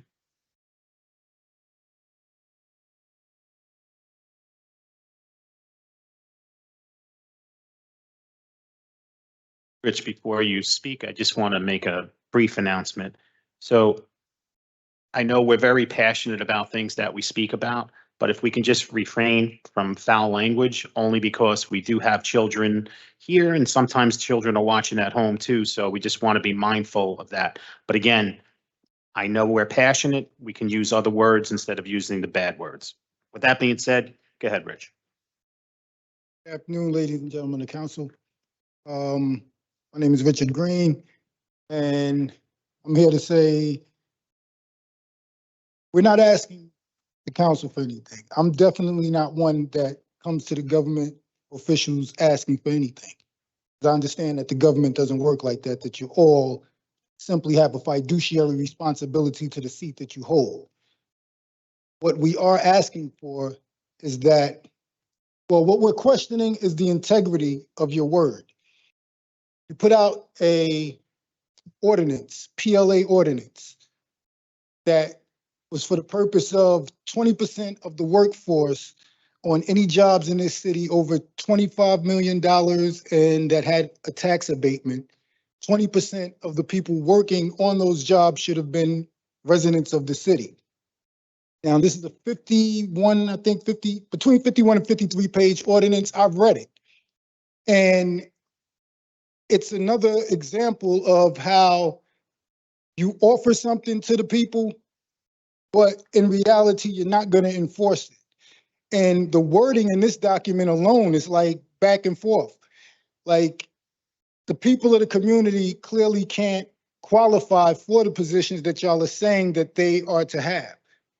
So we had a discussion and we're supposed to be coming up now with either some type of amendment to that ordinance, or in my personal opinion, the entire ordinance needs to be rewritten, and you need to have members of the community there with you when you're writing it, or we can write one ourselves and present it to you all to make a judgment on.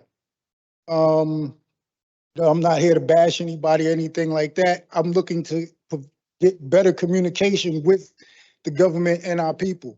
And again, I'm not one that asks the government for anything. I'm strongly against it. I don't even think that the American government was set up for the government to be doing things for the people.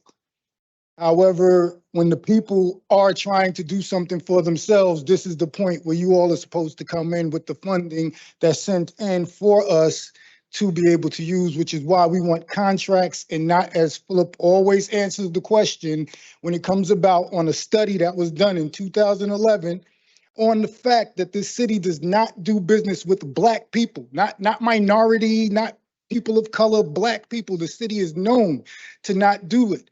So at this point in time, we are in the middle of the biggest wealth transfer in the history of the planet Earth. You see millionaires popping up all day. You see the big corporations going out of business. There are plenty and many of Black entrepreneurs who are trying to come up in this world. So does this city wants to be a city that's known to continue to block that advantage, or do you want to become one that's known to support it? Thank you. Thanks, Richard. Thank you, Richard. Our next speaker, 5.6, Tina.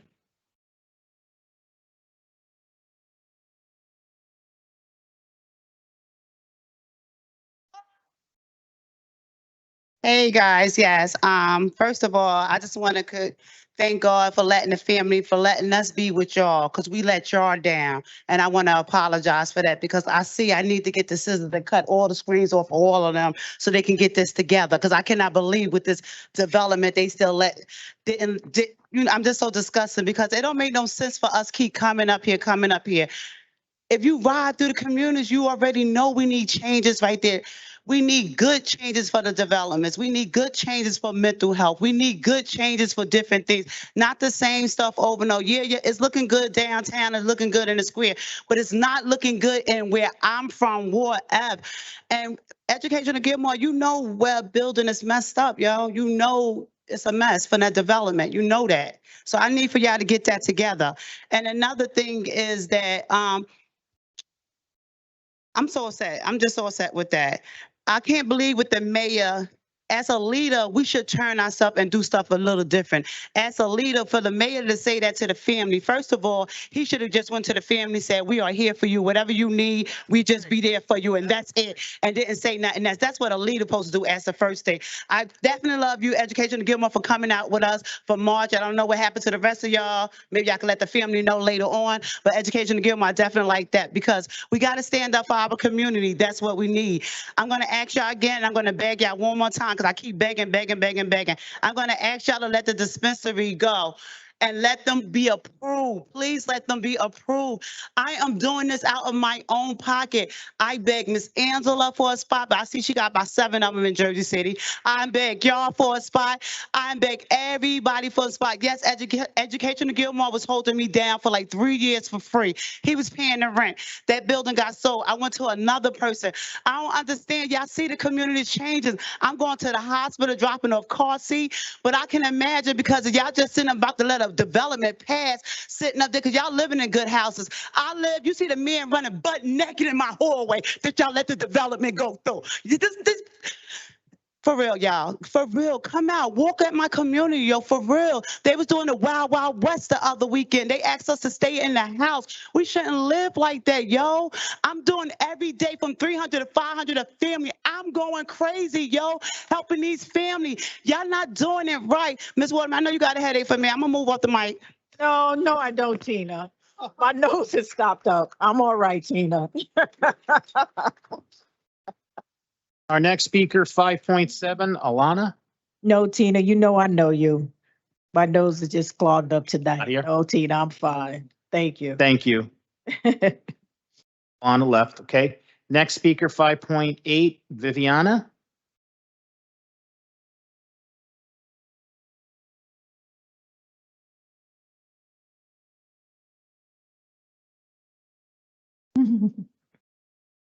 We didn't start the clock.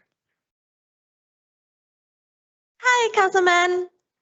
Keep in mind, I'm referencing Ordinance 23056, voted on June 13th of 2023. Puerto Rico se defiende en la isla and here in the diaspora.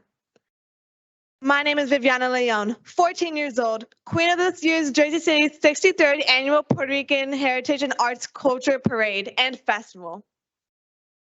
63rd Annual. And one of the most beautifully diverse cities in the United States. You love saying, that's all we hear, a beautiful, diverse city, right? We love our diversity, and that's your selling point, right?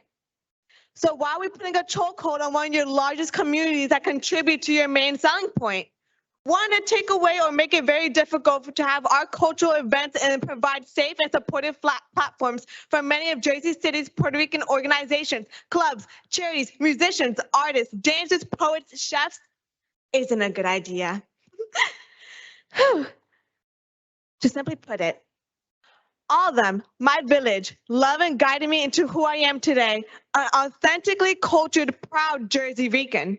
Not only are I just said, but we are multi-generational families rooted in Jersey City. My grandparents lived right down the street from here on Montgomery and at Brownstone on our Puerto Rican Day parade route. I don't think I have to wonder why anymore. It's becoming clearer every day. We Puerto Ricans here in the diaspora in Jersey City are a little different from our island Boricuas. We here get to vote for our presidents as well as for our governors and for our mayors and for our councilmen. We vote. And like our people back home, we can protest, demand, and receive resignations. I will be a very well-informed registered voter in just 4 years. What I am asking is please don't make it any harder on us. Support us. You can do it. Trust. I'm asking you to really love and celebrate ours and your diverse city. Our city youth is Jersey City's future. And to be a part of making sure Puerto Rican culture and all cultures is what's valued in Jersey City. Make it easier, not harder for us to keep our parade, and we won't be forgotten. So let me exit with this, with the African proverb. The child who is not embraced by the village will burn it down to feel its warmth. Puerto Ricans have always lived here, and at 14 years old, it's sickening the fact that I have to come in here and talk to a bunch of adults. Please, have a lovely night. Love you.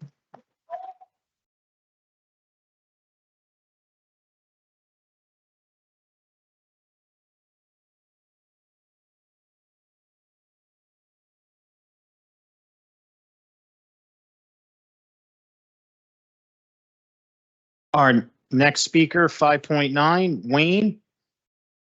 Is Wayne here? Wayne is not here. Okay, next, 5.10, Amory. Good evening. It's Anne Marie Nazaro, Jersey City Together, Public Health and Public Safety Committee. Please hold the clock for a second. I want to present an item for public record to Sean Gallagher to keep it for this evening. It is the 4-page memo that we sent to President Waterman. We sent it also to Councilor Gilmore and asked that it be distributed to all the councilors. It was given to you on Friday in ahead of the caucus that was to be the questioning of medical center this past, I guess it was Monday, the 23rd. I'll take them from you after you're done. Oh, okay. I got you. I paused it. It's really wanted in the record. So I'm going to start with a question that we posed in this 4-page memo. The memo was given to you from Reverend Brittany Castine from Mount Pisgah, from myself and Boris Franklin, who is the lead organizer for Jersey City Together. And in this memo, we looked, it's kind of an annotation of the proposal the medical center submitted. We had access to the proposal. We read it very carefully, and we made notes and gave you questions to ask the medical center. And we started this memo by saying, the review committee for proposals submitted to get a 911 behavioral response program in Jersey City to react to mentally challenged or addiction challenged members of our community. We asked that, we saw that that proposal was only reviewed by staff persons of Jersey City. We think it would be very important, and we asked the question, why can't community members be on the review committee for proposals when you're using taxpayer dollars, when you're putting out RFPs, and you're asking for bids using our money? We need to be on the review committee. So please, is it going to happen?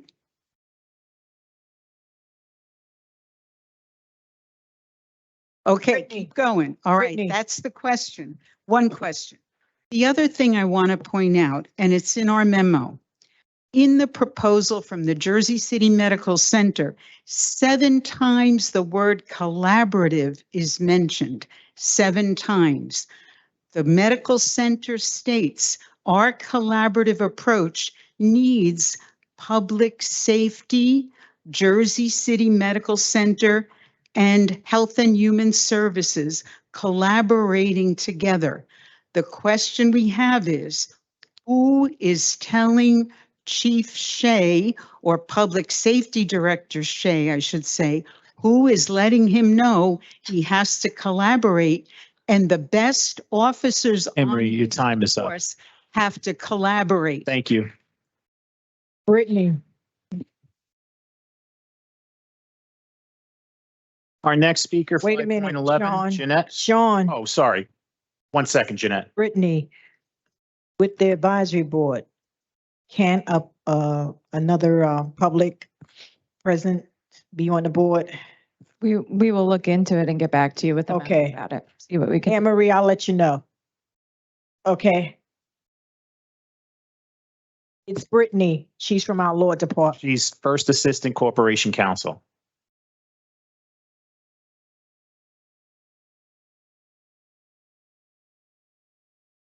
Okay, our next speaker, 5.11, Jeanette.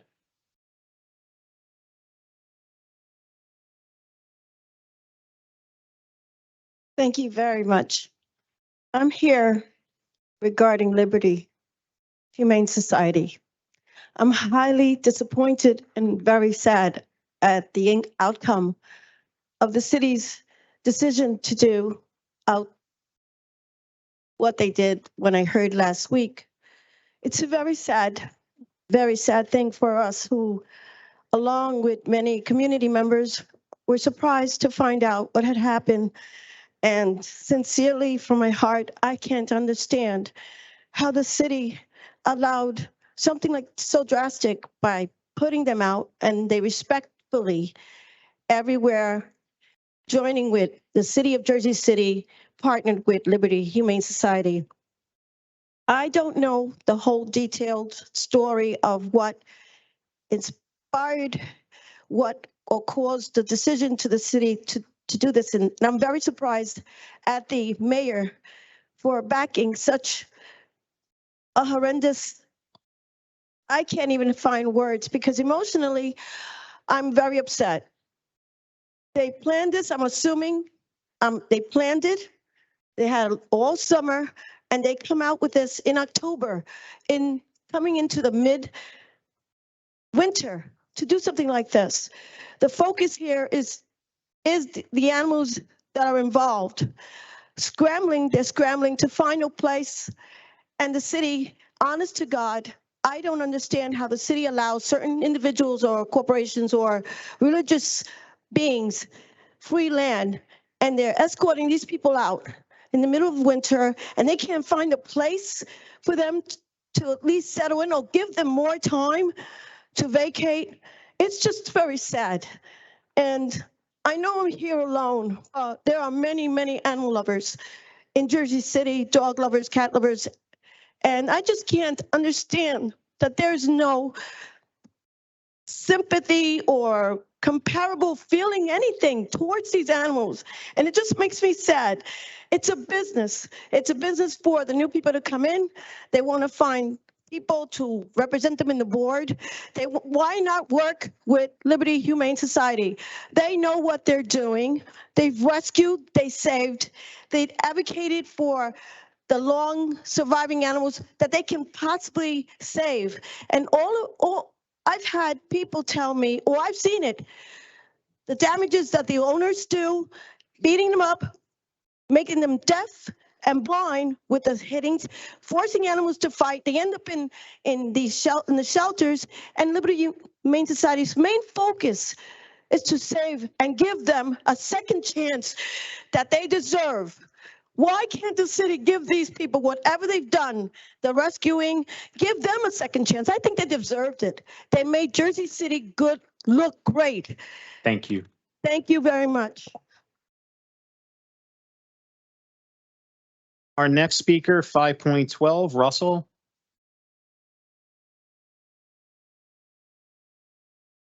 Thanks for the chance to speak. Russ Terry, a homeowner in Journal Square for 20 or 18 years.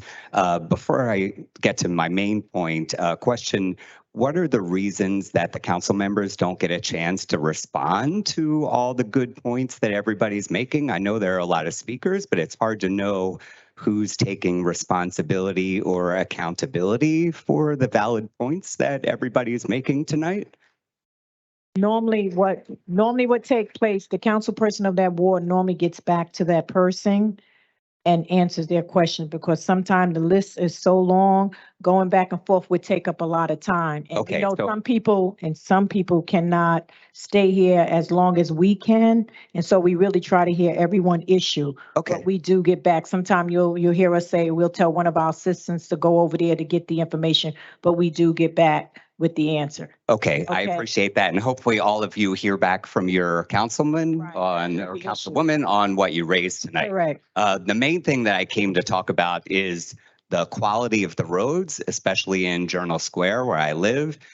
They're terrible. It's embarrassing. They're deplorable. It's clear tonight, most of us agree that we don't like any of these high-rise buildings that are being built, yet here they all are tearing up our roads and we're trying to still drive on them.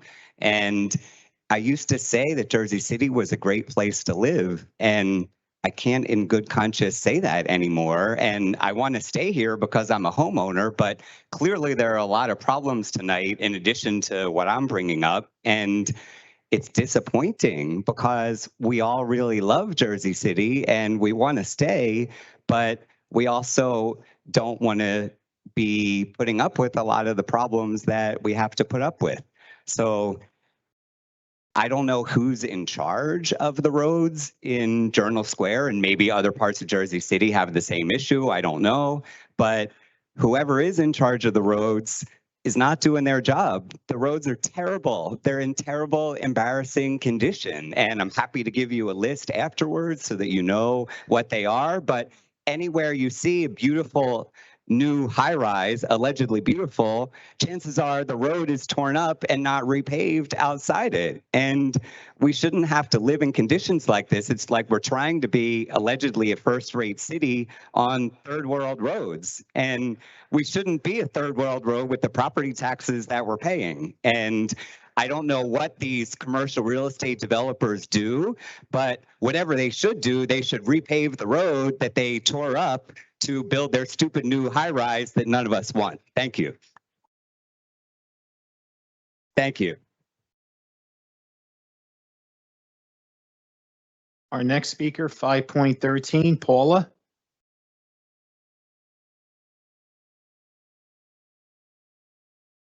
Good evening, council. Good evening. Please note that I am referencing ordinance 23056.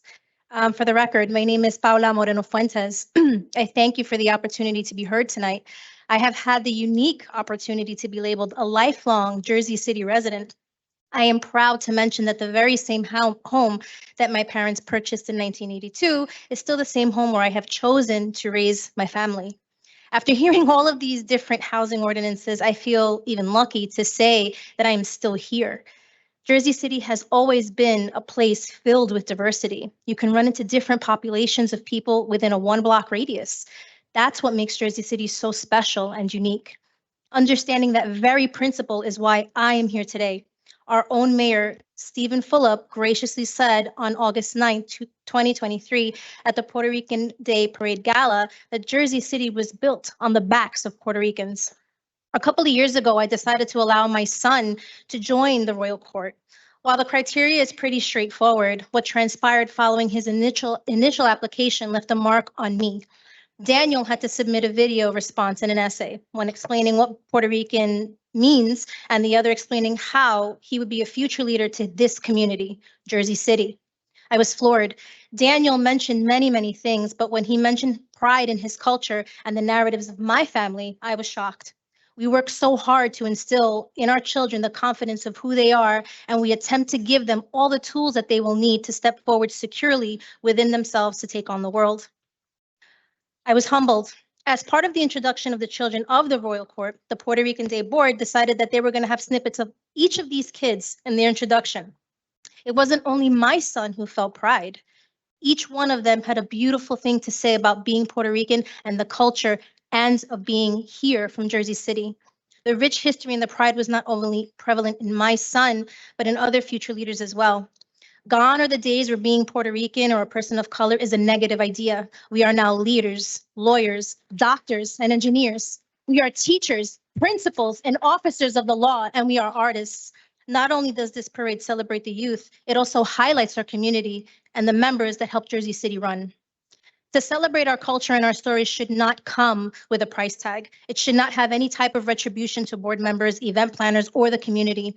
A resolution there is, we have now an outstanding bill for DPW services for $21,907. The bravery and the courage it takes to speak up here to council, you guys, each one of you, as you look at me, are responsible for your constituents and responsible for the people that you want to celebrate. Culture should be free. It's who we are, and it's what makes Jersey City, Jersey City. Thank you.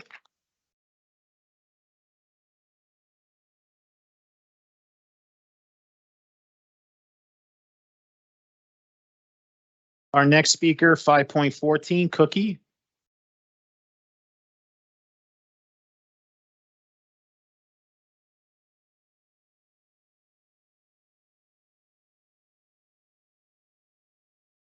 name is Cookie Lopez. I come from Newark, New Jersey.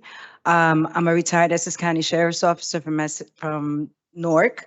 And I was part of the Puerto Rican Day Parade Board for a couple of years, and my entire life, I grew up within having something to do with the Puerto Rican Day Parade. It was something that was very prideful in my home. It was something we would look forward to every year. It was something that brought our families together. The Puerto Rican Day Parade was an event that we looked forward to year long. My family, my parents looked forward to this event because this was a time where when they met up at the Puerto Rican Day Parade, they found friends from the island that they were connecting and reconnecting with. And as they met new people, our family got bigger and bigger and bigger here in the United States. I'm here backing the Jersey City Puerto Rican Day Parade Board, and I think I want to speak about them on another level. They are strong women. This board is made up of very strong women. It's made up of very strong Puerto Rican women, and it's also made up of strong Puerto Rican women in law enforcement. They are mentors for their community. These are women that our children in our community can look up to and respect.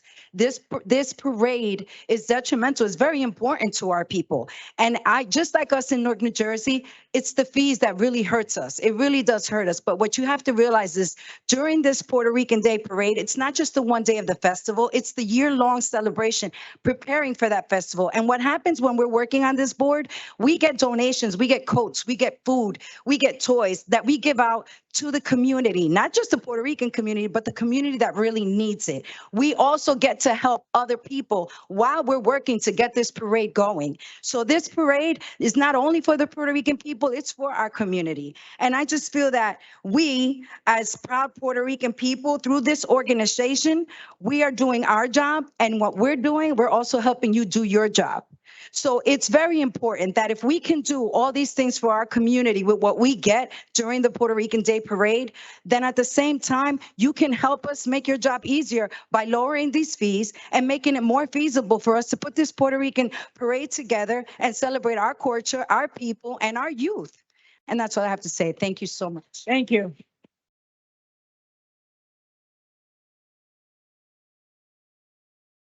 Our next speaker, 5.15, Milan. Not here? Okay, thank you, Councilman. Next speaker, 5.16, Robin.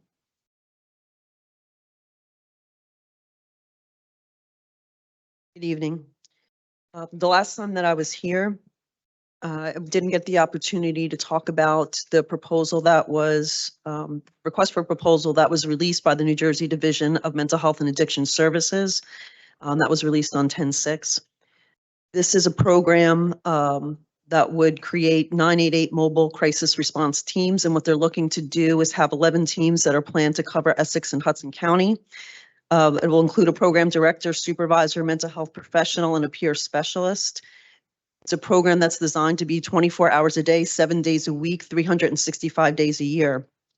It's the expectation is that they will respond without law enforcement unless the 988 dispatcher identifies a truly life-threatening situation, that they'll collaborate with family, friends, and loved ones to support the person in crisis and help de-escalate the situation, and that everyone who's involved in this program must be trained in trauma-informed care, de-escalation, harm reduction, safety and risk screening, assessment, stabilization, crisis planning, confidentiality, and other topics. The goal of this program is to de-escalate crisis, link those individuals to services, and initiate follow-up after 72 hours to ensure further diversion of crisis.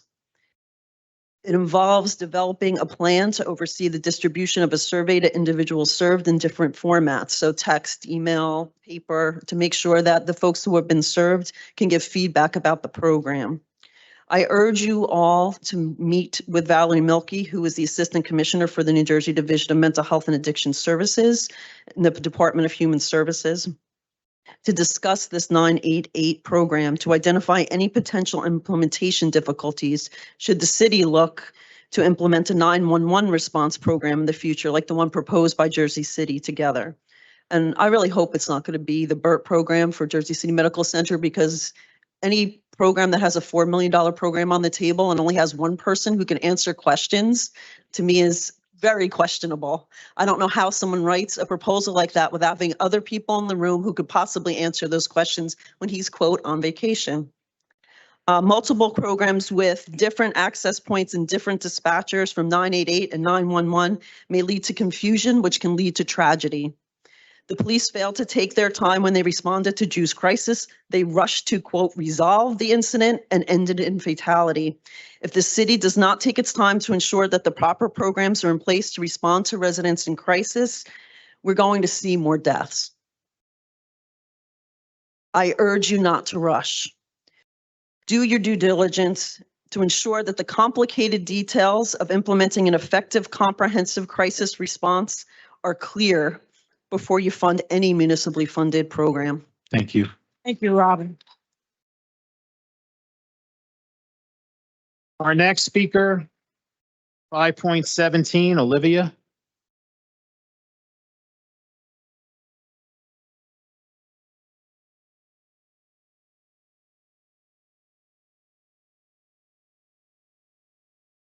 Good evening. I'm here to talk to the council about an issue I've brought up multiple times with the Office of Code Compliance, who have been extremely unhelpful and have honestly stopped returning my calls. I live in Councilman Solomon's ward for like 2 years now.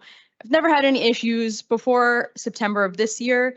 Starting in September, the building across from me, VYV at 474 Warren Street, has had their trash picked up 6 days a week, ranging from the hours of 4 a.m. to 7 a.m. According to ordinance number 28740, private trash companies are prohibited to operate before 8 a.m. on weekdays and 9 a.m. on weekends. The Office of Code Compliance issued a warning when Cali Carting, the vendor VYV uses, came 6 days a week between 4 and 5 a.m. They have since moved their hours to 6 and 7. When I issued another complaint to the OCC, they told me they, quote, can't enforce Cali Carting to come any later than that. Again, the ordinance clearly states that 6 and 7 is an unlawful hour to pick up trash. So why can they come before 9 or 8? This doesn't make any sense. So my question is, why can't the OCC issue a fine at this point, since Cali Carting has clearly been operating still at unlawful hours for over a month now? Why does the ordinance exist if not to protect the residents who live in the area? I've talked to multiple neighbors in my building, and they have also been woken up and disturbed because the OCC has told me I am the only one complaining, so it's not a problem, even though the ordinance says otherwise. I was actually told by one of the drivers from Cali Carting that it was VYV management who were the ones who asked for the schedule change, and obviously this is all alleged. The management company at the building says that they did not ask for it. I honestly don't care who asked for the change. They're still not abiding by the ordinance. So I want to ask again, why is VYB and Cali Karting given a pass? Cali Karting even had the audacity to tell me that they, quote, are allowed to operate that early. Correct me if I'm wrong, but that's just objectively false. So I'm asking the council to please do something about this. There's no reason for this disturbance to keep going on. As Dana pointed out earlier, these ordinances are just not being enforced, and I really just don't understand why. Thank you. Thank you. Olivia, I see your email from Tuesday, and so I'll work with Crystal, but they're breaking the rules, so we will solve the problem for you. Thank you.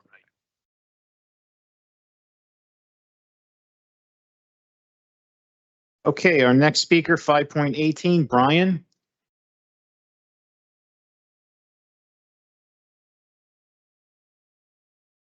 Good evening, council. My name's Brian Markey. I own Garden Greens located at 190 Newark Avenue downtown. And I'm proud to say we are opening on October 31st. It's a really big accomplishment. I want to thank you, council. I know you guys gave me a resolution of local support. Thank you very much. I just want to tell the organizers of the Puerto Rican Day Parade. My mother came here from Puerto Rico when she was 7 years old. My family grew up downtown, and I have generations of the Alvarado family still living in Jersey City. Councilman at Large Rivera, my man in Amsterdam, you know my family. So I'm going to say here to the organization, you come to me and talk to my company when it's time for your next parade. I will be honored to help you. Okay? I will be honored. Because let me tell you something. You've already priced out the residents. Let them walk the streets for a day, right? This is the heritage. The Puerto Rican heritage here is very important to me. And I know you guys, and the city changes, we evolve, I get it. But you have my word. And my word is gold. And that's a crazy MOU, right? To come up here and say, I don't need to put that on paper. No other cannabis company is going to do that. I don't need to put that on paper because they can't, because they don't live here. They haven't lived that life. Now, my word to you, council, is no dispensary will open within 600 feet of my business. I promise you. Get used to the word qualified immunity. Look it up, because I'm coming after everybody. Wait until the city don't have your back, and you have to come out $50K for an attorney, because they ain't going to have your back. If you do not communicate with the New Jersey CRC, that an applicant within 600 feet of me doesn't comply with your local ordinance, there will be holy hell. Because I won't give up. I will not give up. I will fight tooth and nail. Okay? I followed the letter of the law. And I'm sorry I'm on the corner. And I ruined everybody's grandiose plans. But I'm from this city. I paid my dues. Right? That's it. Listen, guys, you have the responsibility. It is the law that the city of Jersey City and the Corporation Council communicates with the NJCRC of each applicant complying with local ordinances. The CRC will not issue a license to an applicant if they do not comply with local ordinances. You're on notice. My attorney contacted you. Thank you, guys, and have a beautiful night. Thank you. Our next speaker, 5.19, Frank. Hello, council. I'm Frank Robertson. First off, I was born in Margaret Hay. I went to PS 2338 Hudson Catholic in Jersey City State College. I'm Jersey City born, bred, and blood. So what I'll tell you is this,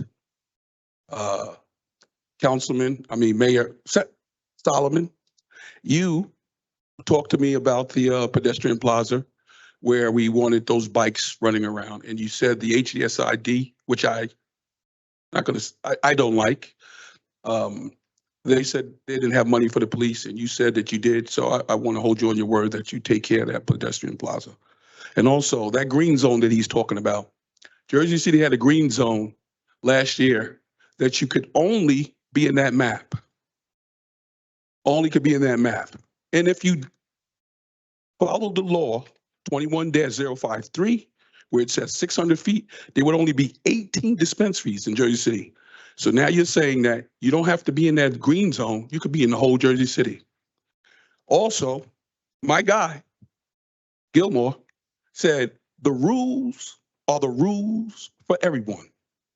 He also said, who's going to pay back those businesses that don't get those licenses? And Councilman Salah said, it's the cost of doing business. And he also said, it's not guaranteed that you're going to succeed. That's his words. Now, did anyone remember that green zone? Because I'm going to tell you this. 21-053 states you shall be 600 feet. It's 600, SIX 100. And then it's in parentheses, 600. The numbers. That's how important this was. I came here in September of last year, October, November, December, January, February, and March, telling you that you're not following your ordinance. That is going to cause a problem because the MLUs are getting the chance to bite at the apple twice. I told you guys this. Now, lawsuits. I know you guys understand that. Litigation. I know you guys understand that. Suing. I know you guys understand that. So what I'm telling you guys is it's very easy for you to fix this.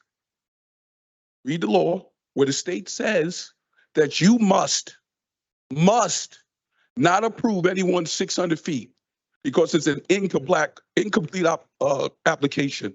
Judge D'Elia, Hudson County, voted against Hoboken, the same thing. You couldn't be 600 feet. That's in the ordinance. You guys wrote the ordinance. Nick Strass, the attorney that wrote that ordinance, with Panzeri, said you can't make that ordinance easier or harder for anyone. So do your job and follow the law. Thank you.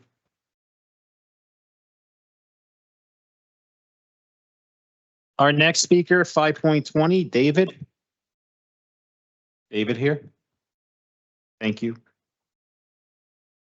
Next speaker, 5.21, Osper.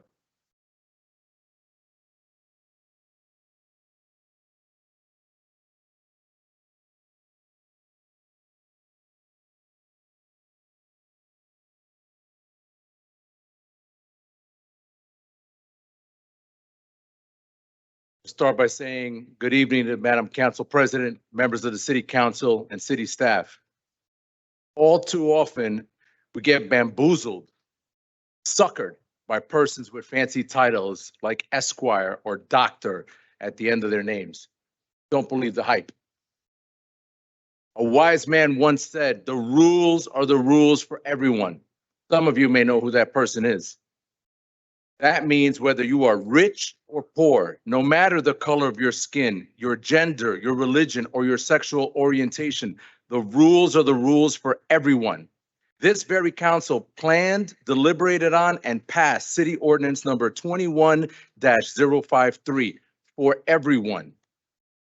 It dictates the rules for everyone that was seeking to operate a licensed cannabis business in Jersey City. 21-053 is a sound ordinance that is fair and equitable when it is followed as written. The rules are the rules for everyone. Ordinance 21-053 clearly states that cannabis retail dispensaries must be at least 600 feet from each other. 600 feet, not 599, 600 feet, period. Those are the rules. That is the ordinance, and that is the law for everyone. I ask you, city council members, to do the right thing. Just like cannabis businesses must be 200 feet from a school, because that's the law, guess what? Cannabis businesses must also be 600 feet from each other, because that is the law that you guys wrote and voted into an ordinance. I urge you to follow your ordinance that you voted on and vote no on item number 10.20 on tonight's agenda, because the rules are the rules for everyone. So the only correct thing for you to do is to vote no and actually not violate your own laws as written. Do not let fancy lawyers or doctorate degrees distract you from the truth. The rules are the rules for everyone. Vote no on any applications for municipal support that violate our Jersey City laws. At your last meeting, a fancy lawyer stood here and maligned my character. Where was I, he asked. What have I done for other cannabis businesses than others? Let me start with this. I'm a United States Marine Corps service disabled veteran. I think I earned that title in Iraq. I think I've done enough for our community and our country. But you know what? My advocacy work actually is much greater than that and spans both in and out of cannabis, 30 years of advocacy. So that's number one. But this is about Jersey City. Yesterday, you were impressed by a proposed donation, a non-binding, empty word donation about some donation that a company was going to make. Let me talk about facts. The cannabis place has already donated $100,000 in goods and supplies to Jersey City food pantries, community health organizations, and community advocacy groups. Oscar, your time is up. Talk about it. We have done it already. $100,000 donated. Thank you. Don't believe the hype. Do your job and vote no. Thank you, and sir. honor the ordinance 21-053. Thank you. Thank you.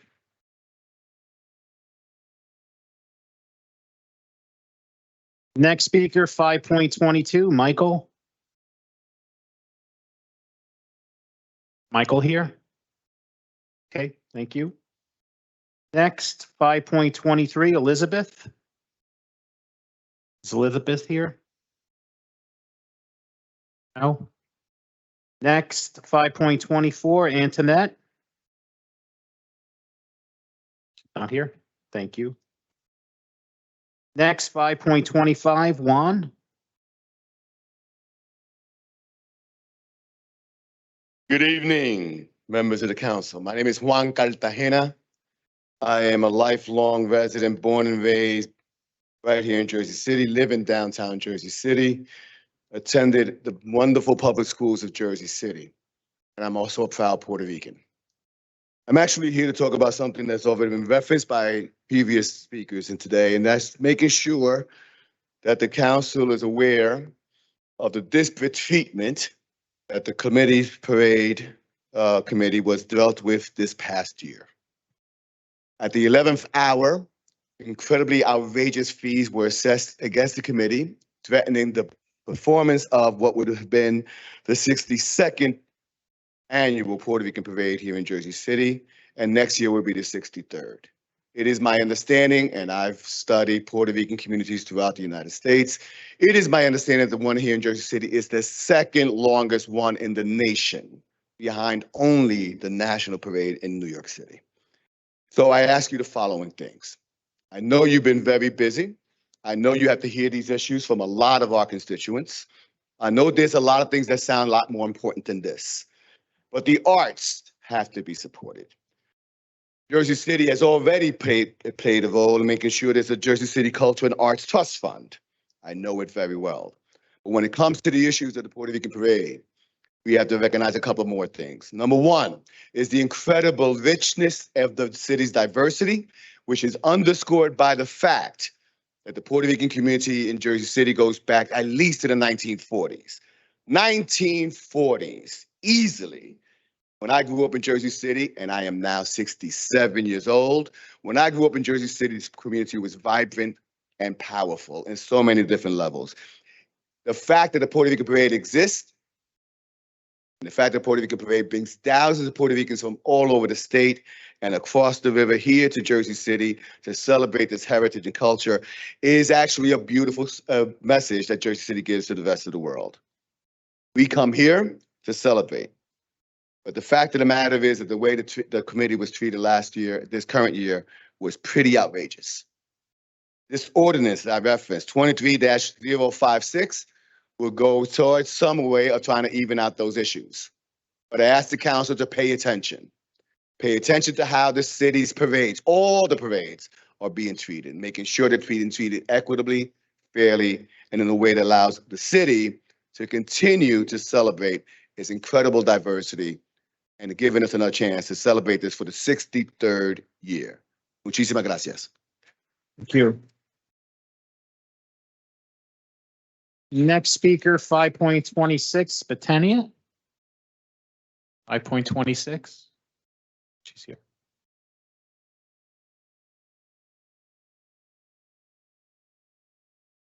Betania Japur.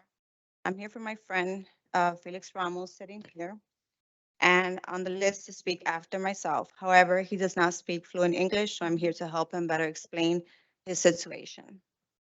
He purchased an almost $700,000 multifamily property here in Jersey City with an existing driveway. After his purchase, neighbors have been blocking it, yet his driveway does not disrupt or disturb any other homes. There are numerous homes in Jersey City with the same parking, yet zoning is stating that it is not a legal driveway. Yet they tell us that we can submit an application, however, it would not get approved. Ramos is willing to pay the permits necessary. He does not understand why zoning is not permitting this, when all Ramos needs is to legally do the curb cut. Just to reiterate, he purchased it this way, and now he has to deal with renters blocking his own one-car driveway. Please take this issue into consideration and allow the driveways to be legalized, or guide residents on how to do so. If they are able to park in their driveway, it is one less car in the street taking up a parking spot. Thank you. What's the address? 59 Wade Street in Jersey City. 59 Wade, W-A-D-E, Wade, W-A-D-E Street in Jersey City.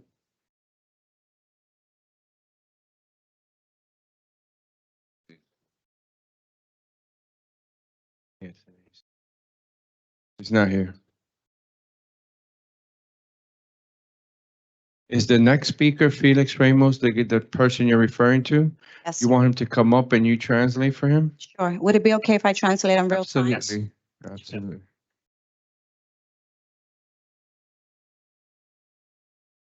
Good evening to all. Yo compré una I casa purchased a home hace 3 meses y medio. 3 months ago. Tiene un parqueo It has a parking space está bien, that has been constructed already. está bien construido. No molesta. It doesn't bother anyone. But yet, my driveway, they tell me that it's not legal. Cuando compré la When I casa, purchased this home, pensé que I ese thought that it driveway was era legal. a legal driveway because the driveway was already there, not bothering anybody. It's already set. Quiero parquear mi vehículo I want to be able to park my casa, vehicle in my home que no lo quiero dejar en because otro I don't lugar. want to leave it in the streets. De manera, aquí están- In the sense that this is why I'm here tonight, porque quiero que me because I ayuden. want you guys to please help me Quiero que with this situation. cuando llego de trabajo When I come from work, o cuando voy a salir, when I'm leaving estoy to work, bloqueado. I'm blocked in. Yo creo I would like que si tengo un to, driver I believe if I have a que driveway no molesta a that does not bother anyone, nadie, incluso also, los mismos vecinos me han my own neighbors have told me que viniera aquí to con come here ayuda. to get help. I don't understand why I'm not allowed to be Muchas parked. gracias. Thank you very much and have a good night. The address 56 or 59? 59, 59 Wade, right? correct. Thank you. You're welcome.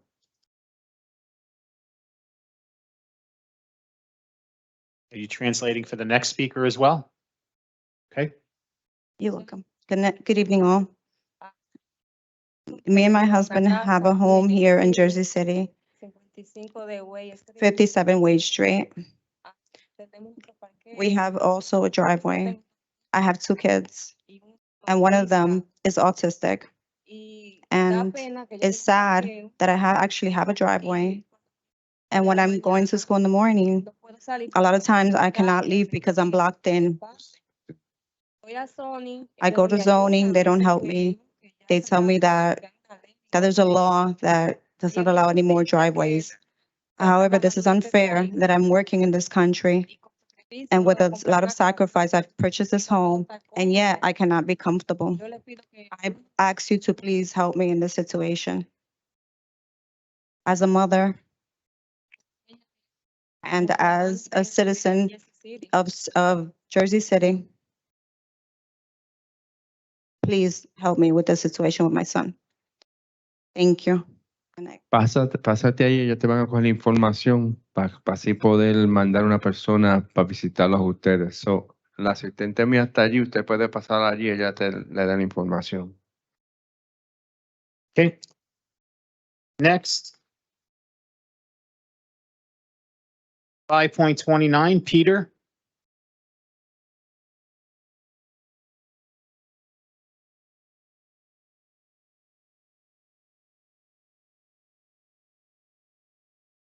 Like, my conversation is this. I've been coming here for years, right? Arguing with y'all. I'm gonna change my approach because it's clearly that nobody understand what y'all said I to. If it's a PLL law, it's supposed to be for the African Americans. How come this day we don't have a job in a city that's doing millions and millions of jobs in construction? I mean, we sit up here, we look blank now because you want me to ask you for something. This is the law that y'all adopt and put into law and legislation that if we live here, we get a percent of what's going on in our city. Do y'all see anybody working on all these buildings that look this color? No. No. So I need to know, what is the big problem? If you don't understand your job, you're supposed to have somebody help you understand. We're passing thousands of laws and it's only hurting our kids. Because the older people, they're going to survive. But once you allow McGreevy and Gene McKnight to steal all the training money, what do you think this city going to have? If you don't have nothing to train your kids, nowhere to go, all they're going to be doing out here is robbing and stealing. See, the good part of this is that none of y'all live in Jersey City. So your house window won't be getting broken into, your car window won't be getting crashed. My aunt, my cousin, my sisters and brothers will have to go through that this year because it seems like somewhere down the line, you forgot about the children. We only talking about building these big buildings in the sky. Why is nowhere for the kids to go in the door and learn what y'all doing? Really, who is it really helping? It's been 10 years y'all been on this bench. People been coming back and forth from here, left and right, saying the same thing. Now, one of your constituents said what everybody's saying. We killing our neighborhood by money. And then if we was getting the money, it would be different. We're not even getting the money. We're not even looking at a contract because y'all do not understand the language. You don't understand the law. Do anybody know what PLA means? Do you know what pecker means? Those laws was written for people like us that start businesses and move up the line, take your company to a union, and then they buy into you. But if you're not working, how would they know about you? So therefore, whoever put these laws and ordinances in place, they forgot about the brown and black people. They made their heart harden. All those kids out there, you got to look at nighttime and the daytime. How much are you really helping them? What are you giving back to them? Thank you.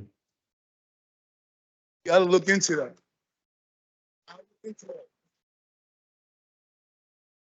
Our next speaker, 5.30, Mark.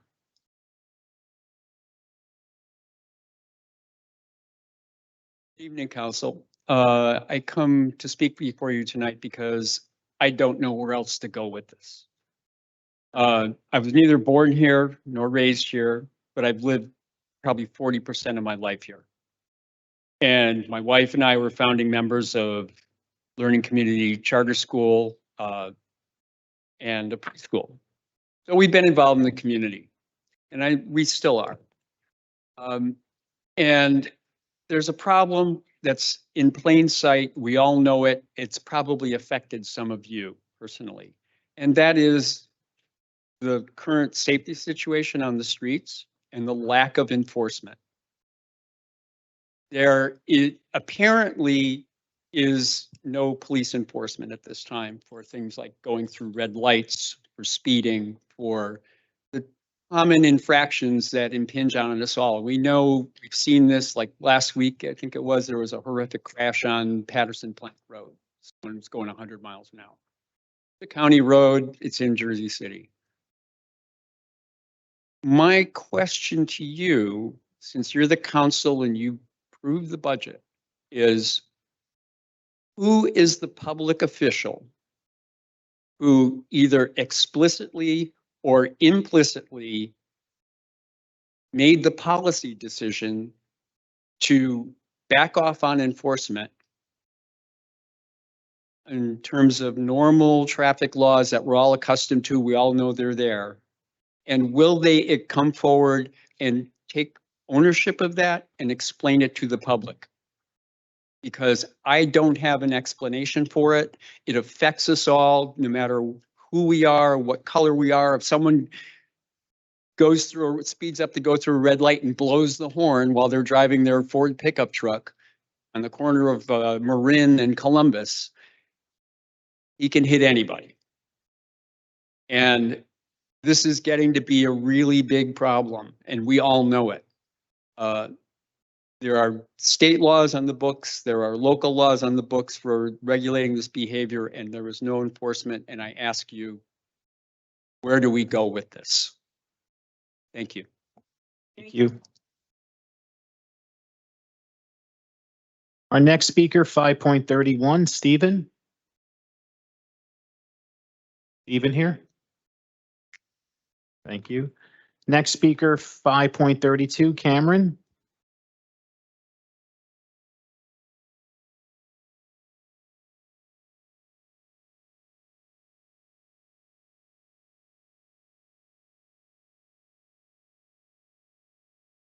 Hello, my name is Cameron Orr. I live in the Heights, and I'm a member of the Hudson Bergen Club of the Communist Party USA. I'm here with a heavy heart tonight as I think about the violence of this system we live under and how it continually fails to prioritize people's lives, both here in the US and around the world. When the city chose not to implement Arrive Together or its own crisis intervention program, it chose to neglect the most vulnerable in this city, and Andrew Washington died as a result. When the city rejected a $4 million contract to implement a life-saving crisis intervention program, but gave $107 million to the police, who are known to exercise excessive and even fatal force, particularly against people of color and people with special mental health needs, that represented a disregard for human life. When the city sent a SWAT team in response to a mental health crisis call, that was an attack on human life. When the police refused to listen to the Washington family as they pleaded with them not to enter the home and let them speak with Mr. Washington instead, that represented a deep-seated callousness and scorn for Andrew Washington's entire family and community. When the mayor said that the police who killed Andrew Washington were justified in their actions and did everything according to police guidelines, that sent a signal to the entire city that people like Andrew Washington and his family do not matter. When Attorney General continues to hold hostage information from the general public that would reveal the full context of what happened, including Andrew Washington's humanity and the fact that he had a family who loved him, that represents an attack on human life. And the city's continued failure to show urgency in responding to the family's demands shows that the majority of our elected officials have not recognized the gravity of what is taking place. All these things represent an attack not just on people with special mental health needs or on communities of color. It represents an attack on all of us. Because if Andrew Washington's murder can be excused and his family's cries for justice ignored today, that sets a precedent that is dangerous for everyone. Police killing people at home and in their cars and in the streets, that's a war on all of us. Speaking of people whose lives are being callously destroyed, I want to urge the City Council to pass a resolution in support of a ceasefire in Israel and Palestine and delivery of humanitarian aid. 1,400 people in Israel and nearly 6,000 people in Palestine are now dead, nearly half of them children, more than 16,000 wounded with hospitals on the verge of collapse. 50% of buildings destroyed, 1 million people displaced, children digging in the rubble for for the bodies of their dead parents. This war is a disaster for everyone, Jews and Palestinians alike, except for the weapons industry. We need a ceasefire. We need it now. Justice for Drew. Stop the war on our people. Thank you.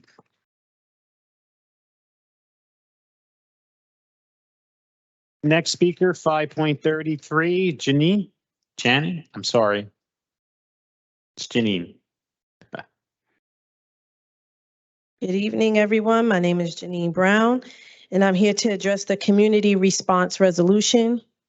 I didn't know Andrew Washington, but I know mental illness. I know the injustices and the lack of resources that are lacking for those who are victims of the diseases of their minds, because my childhood was faced with living with a schizophrenic parent.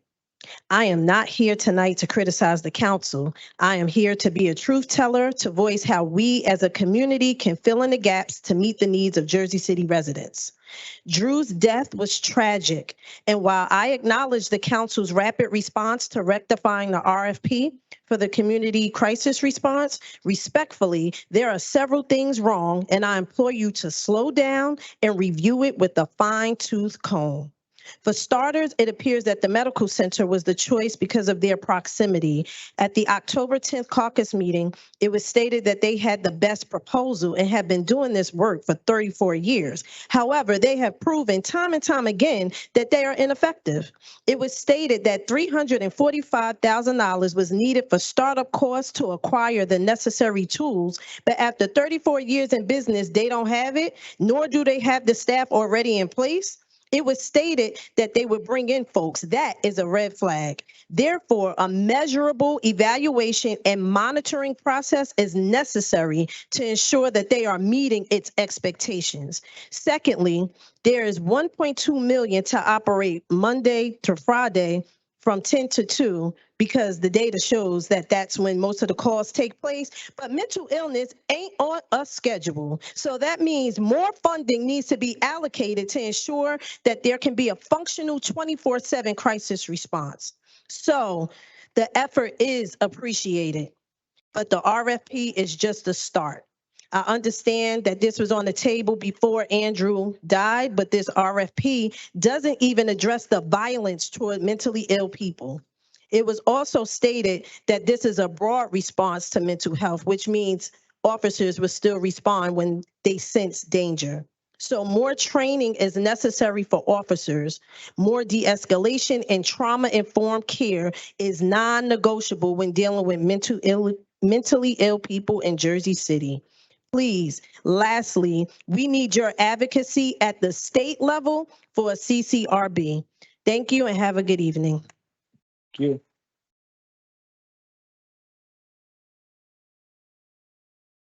Our next speaker, 5.34, Edward.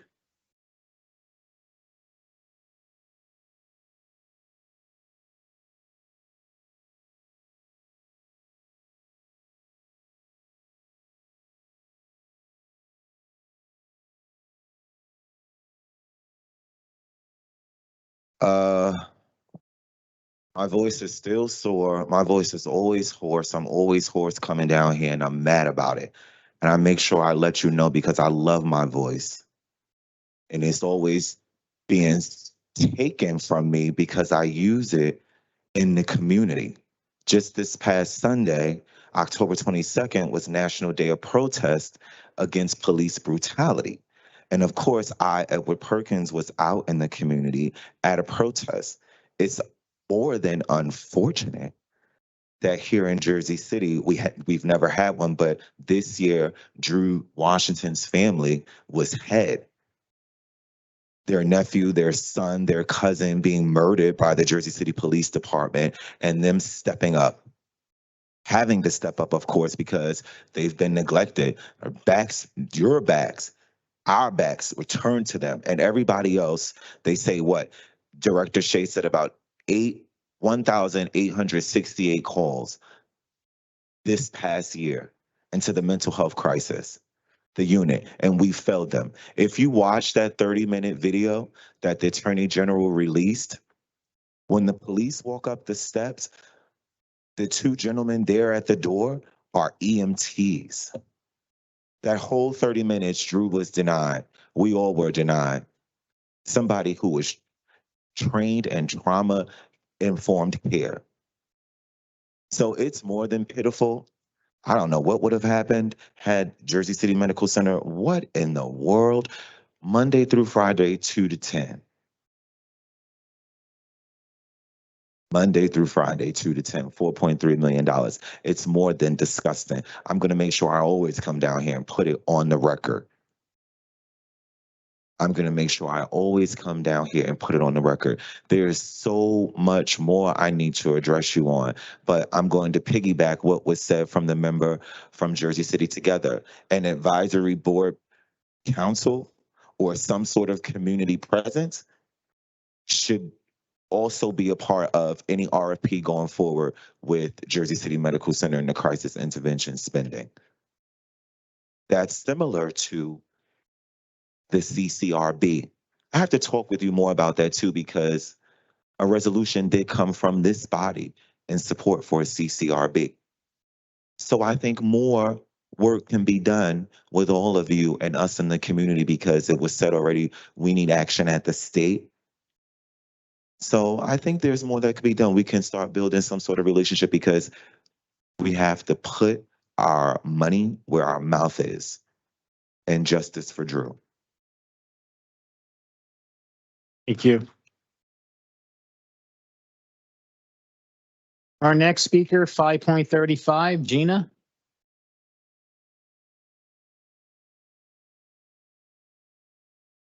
Good evening. Gina Davison, Ward F. I've been here for 10 years. Very proud of my neighborhood. Good evening, council people. Thank you so much for your service, your advocacy, and your time. I'm here speaking to you about Resolution 23-781, which a lot of us have been speaking about tonight, the award of a contract to JC Medical Center to provide the Community Crisis Response Program. You know, unfortunately, Jersey City Medical Center has proven themselves incompetent in this area by contributing significantly, in fact, being responsible, in my opinion, for the murder of Andrew Washington. With Jersey City Medical Center failing miserably at doing what we asked them to do, coming to help someone in need, they have proven that they should not be in the running to win this contract. I not only have issue with Jersey City Medical Center and the way that they failed at handling the situation, but I also take issue with the RFP, as do others here today.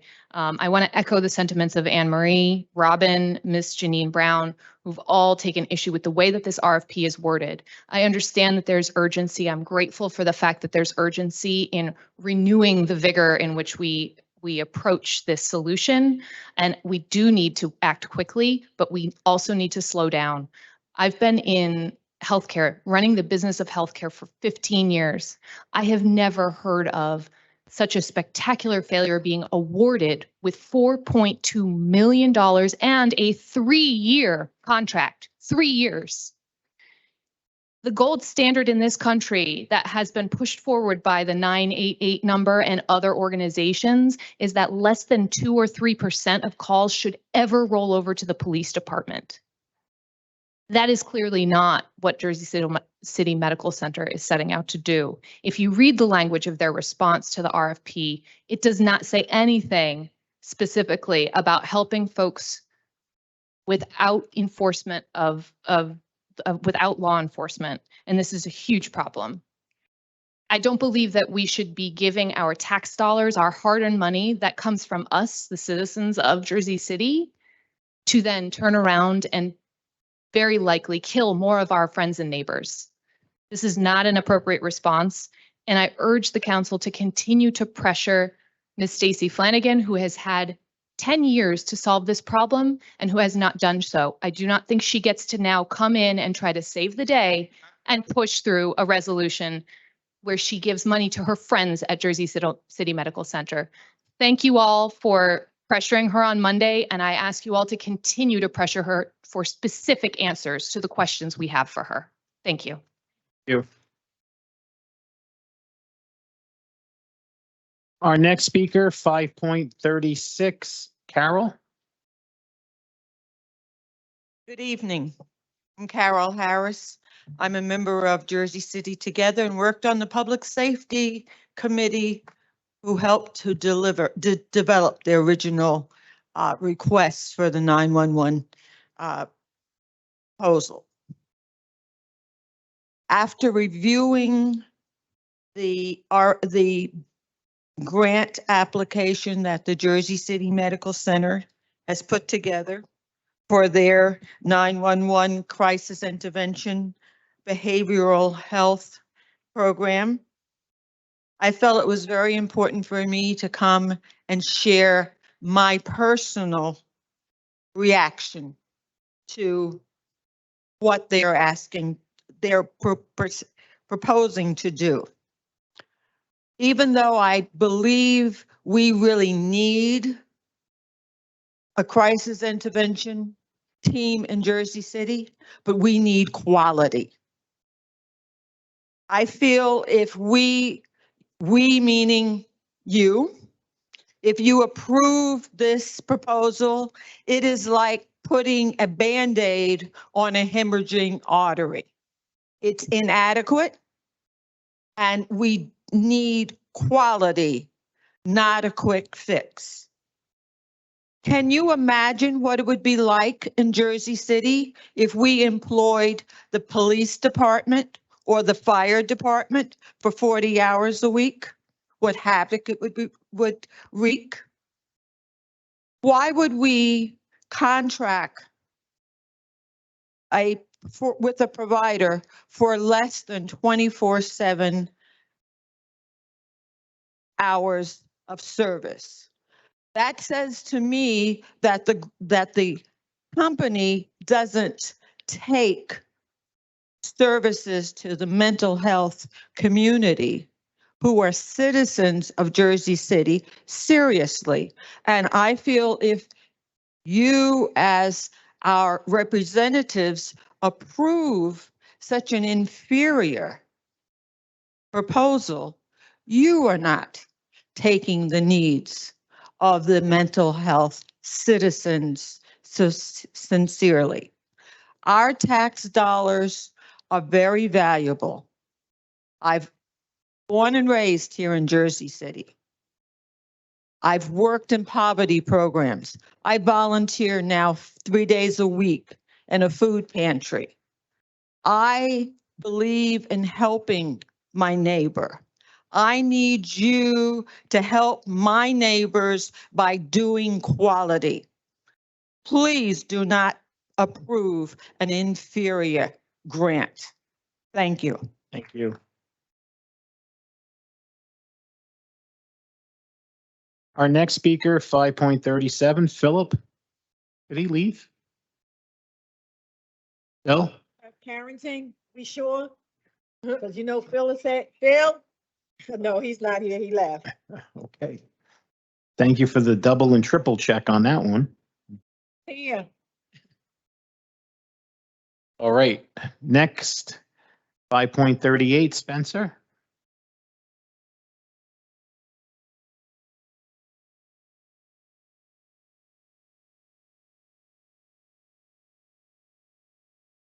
Good evening, Council. Good evening, Jersey City. I'm here to speak on behalf of Andrew Washington, and I'm here to express my deepest condolences to the family. I share your pain. I'm going to share a personal story. I experienced a mental health crisis in my family several years ago. My brother was having some type of emotional trauma. I wasn't there at the time. I arrived later. But when I heard how he was treated, I was very disappointed. He was brutalized. He was hurt. And I remember chasing in the streets looking for him, wondering where he is. It was one of the most traumatizing moments my family had to experience, and I keep remembering, I wish I would have gotten to speak to him.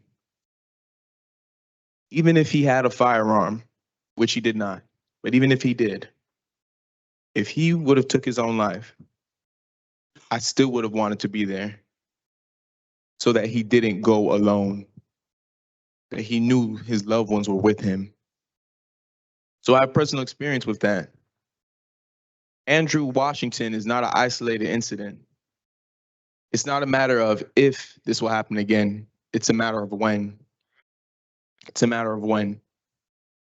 I'm not too sure if you're aware, but every other week or so, major companies are firing thousands. People are getting laid off. It's harder to earn a living. That adds to the stress, to the depression, to the anxiety. The citizens are in a panic. They're wondering how they're going to feed themselves. And I hope you're not insulated from those stripes. I hope not.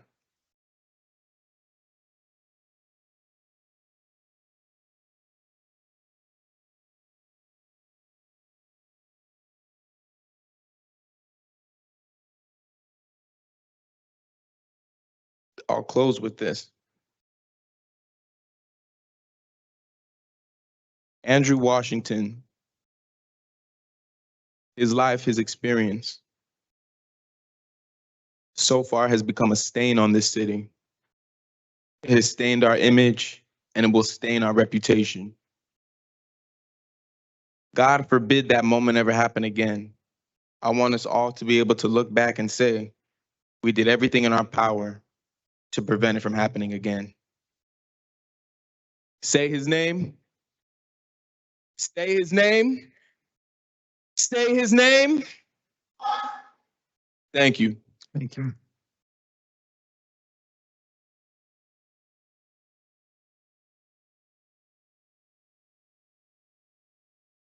Next speaker, Kevin. 5.39.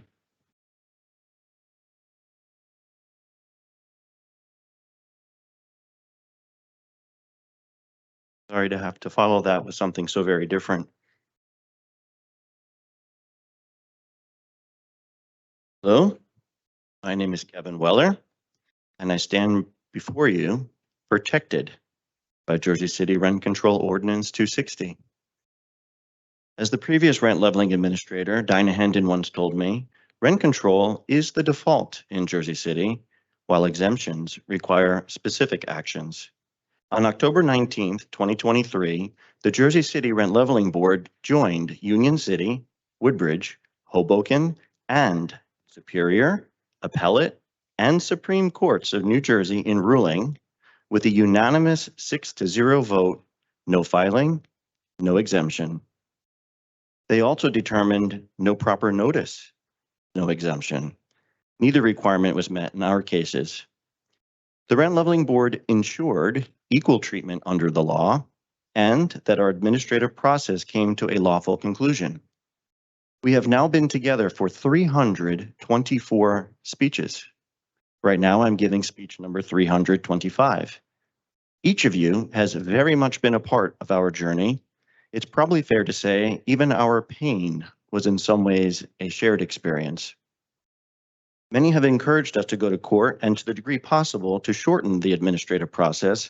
Some have said the outcome of the Rent Leveling Board would be inconsequential because it would be likely either party would appeal to the Superior Court. A lawful determination by the Rent Leveling Board is never inconsequential. If the Rent Leveling Board didn't enforce the ordinance, our community would have no relief while our fight would have continued to court.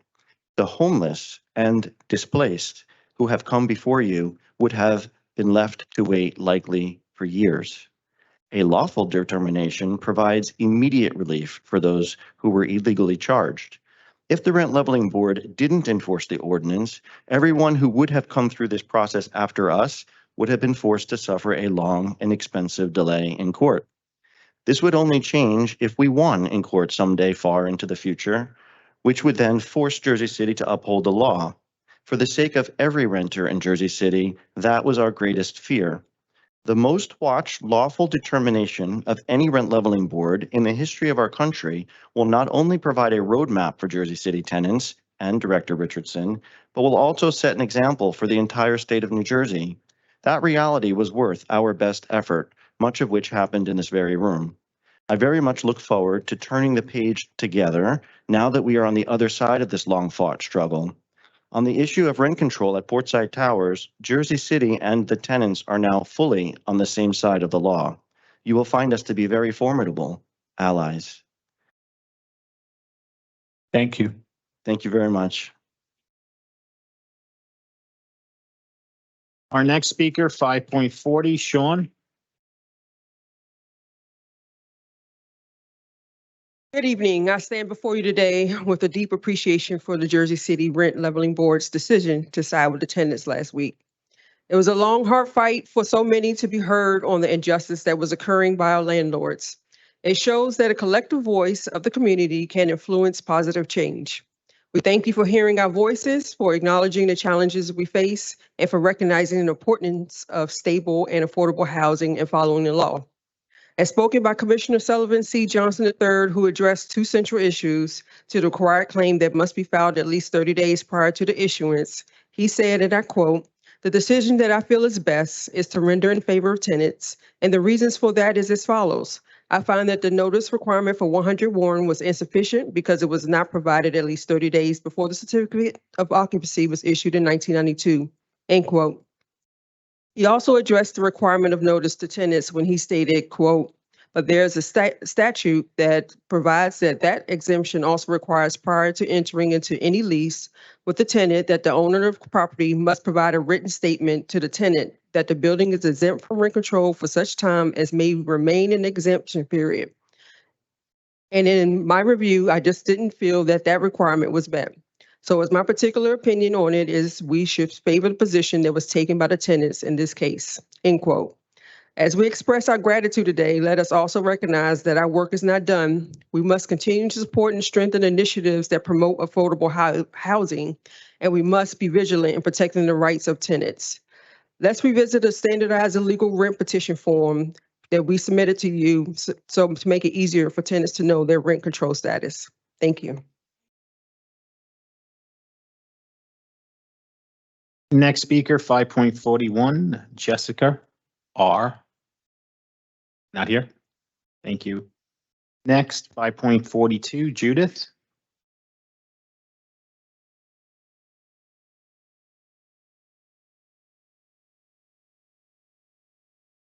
Judith Fury Rogers, senior citizen, apartment 3A, 100 Montgomery. 3A has not been in livable condition for a human or for a dog since July 7th. No repairs since July 7th. More problems every month. On October 6th, there was a new leak in apartment 3B next to 3A. Water was flowing out of the electric sockets in 3B kitchen, also in 2A's kitchen. 3A had no leaks. It was not leaking. What does management do? They rip apart the kitchen wall in 3A. The senior citizen who is living in unlivable conditions. They created a new hole in the wall, a new problem. They told me it was an emergency. The hole in the wall exposed decayed pipes wrapped in asbestos and mold material. I have photos. Now I cannot use the kitchen. This is harassment and elder abuse. Rent topic. November 17th, 2022, 100 Montgomery tenants received a letter in their doorway dated November 10th stating it is a 45-day notice for a rent increase beginning January 1st. The letter also stated the rent increase followed regulations governed by the New Jersey Housing Mortgage Finance Agency, Section 589-4. This is the same letter format used in previous years. A few tenants, myself included, wrote to the New Jersey Housing Mortgage Finance Agency to complain. The agency wrote back, they do not govern this increase. They are not involved. The property manager wrote a response letter in mid-January stating the DCA regulates the rent increase. Sorry for the typo mistake. Was it a mistake in 2018, 2019? This violates New Jersey state law, including the proper notice prior to entering into any lease.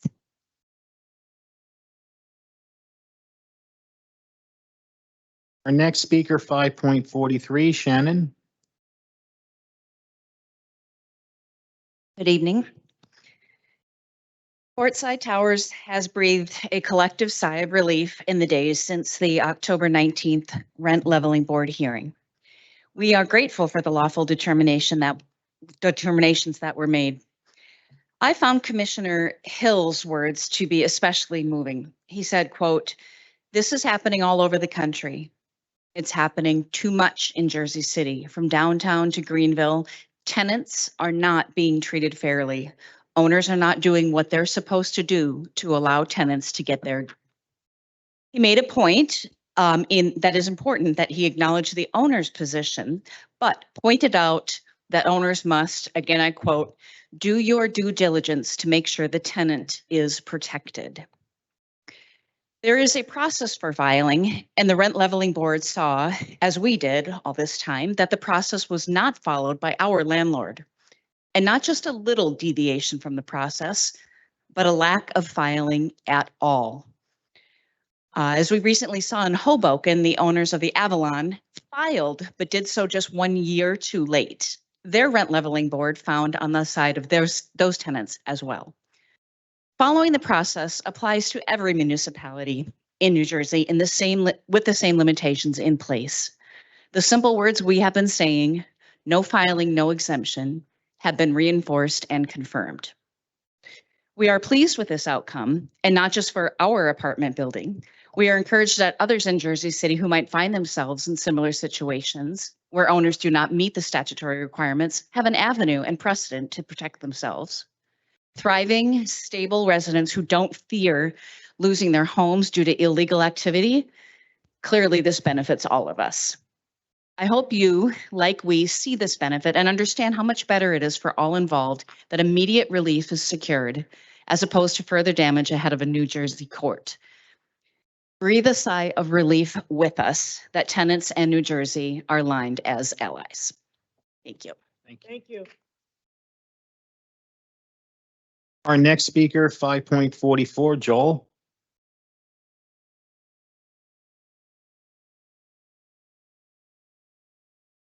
Hello, just to finish up Kevin's little blurb, because you ran out of time. This is Kevin's quote. "I look forward to reading the formal written determination of the Rent Leveling Board, which I expect will align fully with the law. Thank you for listening to us and for the opportunity to bring this attention to this important cause." I don't have as much to say, so I was able to use some of that time. Good evening, everybody. Tonight, I do have to express my relief that the commissioners of the Rent Leveling Board unanimously concluded that the original owners of the Portside Towers, the buildings located at 100 Warren Street and 155 Washington Street, failed to file a request for exemption from Jersey City rent control ordinances more than 30 days prior to receiving a certificate of occupancy for the relevant buildings, and held that both buildings have always been subject to rent control. Commissioner Johnson pointed out, quote, "The notice requirement was insufficient for 100 Warren because it was not provided at least 30 days before the certificate of occupancy was issued in 1992, end quote. He also determined that Equity failed to meet the ordinance's requirement, quote, to provide a written statement to the tenant, end quote, informing them of any exemption status relating to the property, quote, for such time as may remain in the exemption period, end quote. Commissioner Isikoff said basically the rules weren't followed. Commissioner Hamilton also said, quote, too many rules were not followed, close quotes. Finally, Commissioner Hill expressed concern about other buildings in Jersey City. It's happening too much in Jersey City, from downtown to Greenville, end quotes, and pointed out it's a duty of the property owner to do your due diligence to make sure the tenant is protected. We spent a year plus in front of you and investigating this, and we've learned a lot.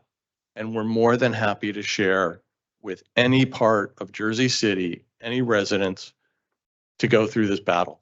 Because it has certainly been a battle, and we don't want others to go through without the resources to see it through to the end.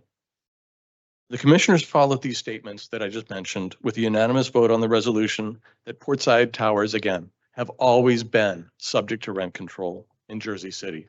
Thank you. Thank you. Our next speaker, 5.45, Jessica. Good evening, ladies and gentlemen of the City Council. I stand before you today with elation, but I'm still a concerned citizen, right? A voice echoing the sentiments and hopes of countless tenants who have long sought justice in this city.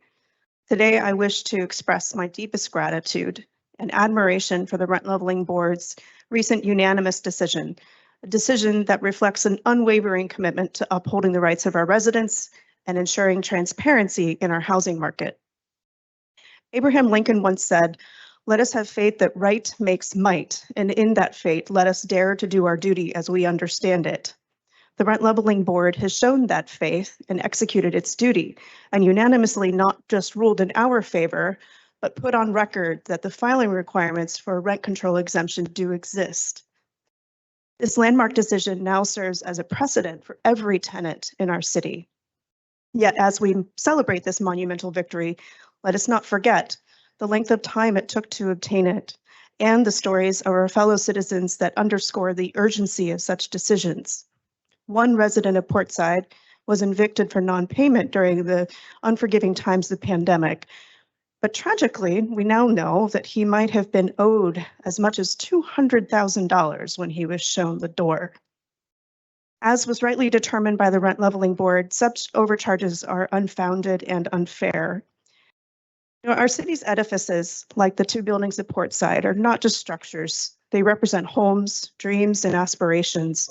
And it was found that our buildings are subject to rent control, reinforcing Ordinance 260 and the existing New Jersey statute, that it stands firm that all buildings in Jersey City of at least 5 units are presumed to be rent controlled. The message is simple: no filing, no exemption. The law, in its wisdom, ensures equal treatment. The statute's limitations are clear, unbiased, and far-reaching. To every resident of Jersey City, know that this protection shields you too. And there's a lot of information out there to help you if you're having the same fight. As we move forward, let us channel our collective energies into a constructive direction. It's paramount that we implement standardized forms to report illegal rents, ensuring further transparency and ease for all parties involved. This decision is our beacon, lighting our way to a future where Jersey City becomes an affordable haven for all.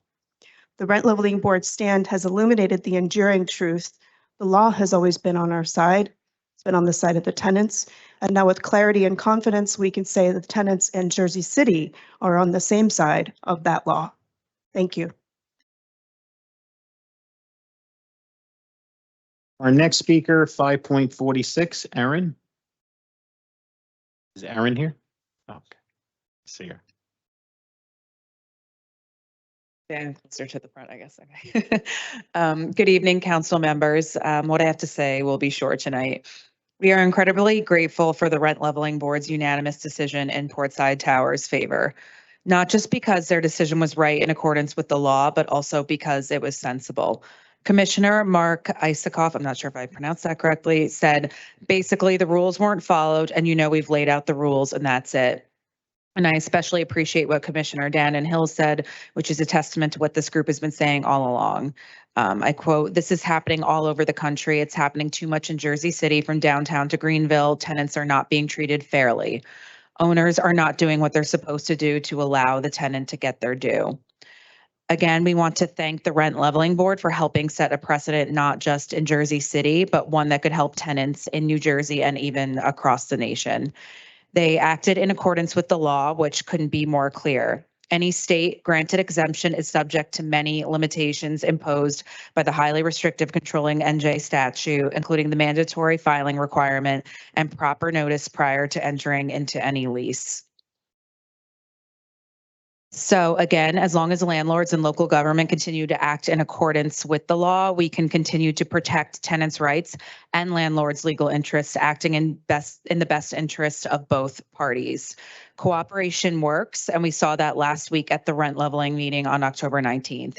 And it doesn't have to take years when common sense and respect of the law are both involved. Thank you.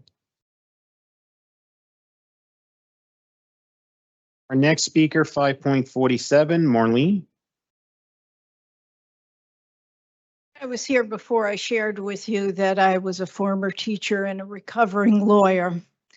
Don't be afraid, no quiz tonight.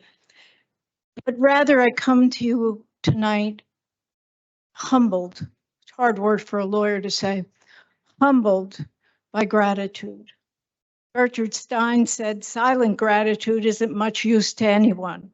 So I'm here to speak loudly about my gratitude. I'm a senior renting in Jersey City, so I express not only my gratitude, but their gratitude of other seniors as well. First of all, thank you to the council. These very brave people have been here for over a year, coming every 2 weeks, and you have respectfully listened to them. And I appreciate that. I am grateful. I'm also very thankful to the Rent Leveling Board that unanimously reached a lawful determination that no filing equals no exemption, a ruling that others may now rely on. I'm grateful now that we're allies and we're all rowing in the same direction, fairness for renters. Most importantly, though, I want to thank the members of the two tenants associations that have worked so hard. These people, I thank them for their hard work, their intelligence, their persistence. But let me tell you what Barack Obama said about people like this. Hope is not blind optimism. It's not ignoring the enormity of the task ahead or the roadblocks that stand in our path. It's not sitting on the sidelines or shrinking from a fight. Hope is that thing inside of us that insists, despite all evidence to the contrary, that something better awaits us if we have the courage to reach for it, work for it, and fight for it. Hope is the belief that destiny will not be written for us, but by us. By the men and women who are not content to settle for the world as it is, but who have the courage to remake the world as it should be. I thank these people because that's who Obama was describing. Thank you. Thank you. Our next speaker, 5.48, Barbara.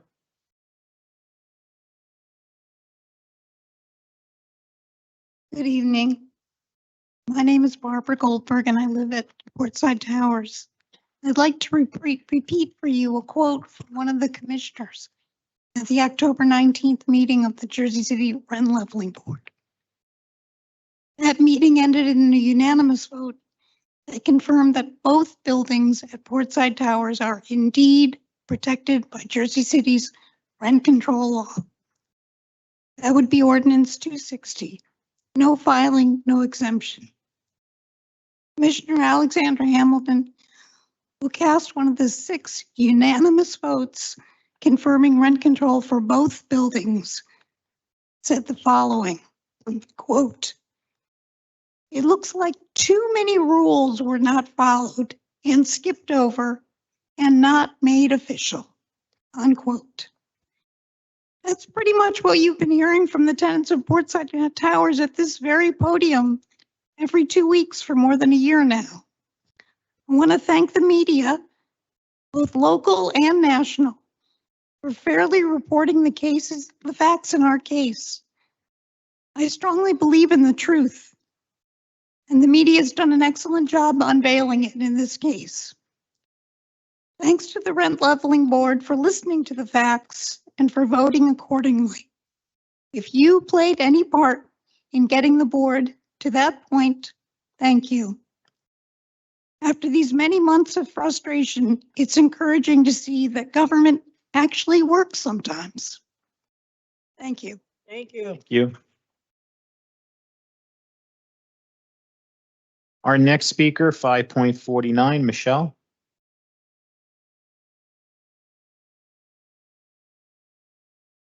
On October 19th, 2023, the tenants of Jersey City were affirmed. So it fits to reflect on the 1966 address Robert Kennedy delivered to the young people of South Africa on their day of affirmation. It was intended to instill hope in the face of human justice imperfections, a theme to which, especially of late, we can all relate. It was such a moving speech that Teddy Kennedy read it as part of Bobby's eulogy. Here is an excerpt, quote, "Few will have the greatness to bend history itself, but each of us can work to change a small portion of events, and in the total of all those acts will be written the history of this generation. It is from numberless diverse acts of courage and belief that human history is shaped.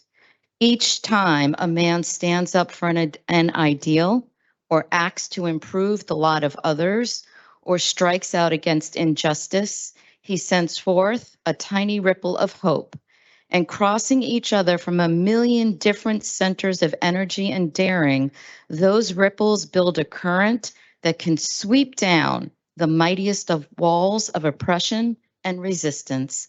End quote. Kennedy spoke of courage and belief as the ingredients that shape human history. Tonight, I'm adding persistence and community. On the 19th, before each of the rent leveling commissioners cast their vote, they collectively, accurately, and astutely pointed out that both a timely claim to a rent control exemption and proper notice to tenants are required by the law. So while Portsiders might have led the Jersey City #Enforcement 260 movement, we applaud the commissioners of the Rent Leveling Board who acted in their independent authority to uphold and enforce Chapter 260. Their historic 6-0 unanimous vote in favor of tenants has indeed bent history. Let's be clear, the bend is neither evil nor immoral. It is a bend that is supported by the law. It is a bend that now allows Jersey City to sit among the other great New Jersey cities that have chosen to be on the right side of rent control law. The no filing, no exemption rallying cry is much more than mere words to us. It now signifies the just outcome that was granted to Portside tenants. History has been shaped for the better, and we are grateful for that. Thank you. Thank you. Next speaker, 5.50, Patricia.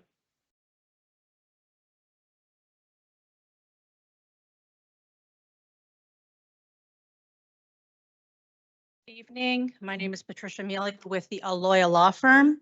My firm represents the Cannabis Place 420 Corporation. And I'm speaking to you tonight regarding Resolution 10.20 and respectfully request that the council refrain from approving the resolution.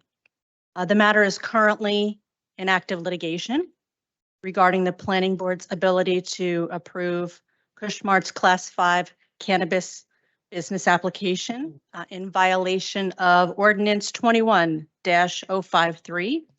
And as such, I urge the council to allow the court to make a determination on the facts of the case before the council takes any action, so that it will not be necessary for the city to be made a party to the litigation. And please understand that in the event that the council does approve Resolution 10.20, our client has directed my law firm to immediately file a motion to join Jersey City in the litigation. Thank you very much. Have a good evening. Thank you. Our next speaker, 5.51, Charles.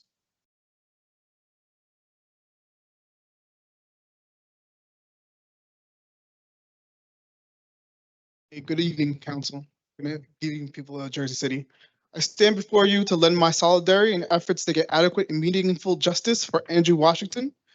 Too many times, our citizens have shared their grievance with the police department.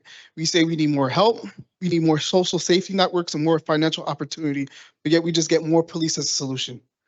When every problem is approached with a gun, and every problem becomes a target.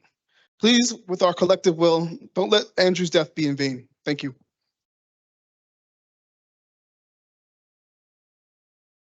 Our next speaker, 5.52, Rashawn. Left, okay, thank you. Next speaker, 5.53, Dennis. Thank you. Next, 5.54, Jake.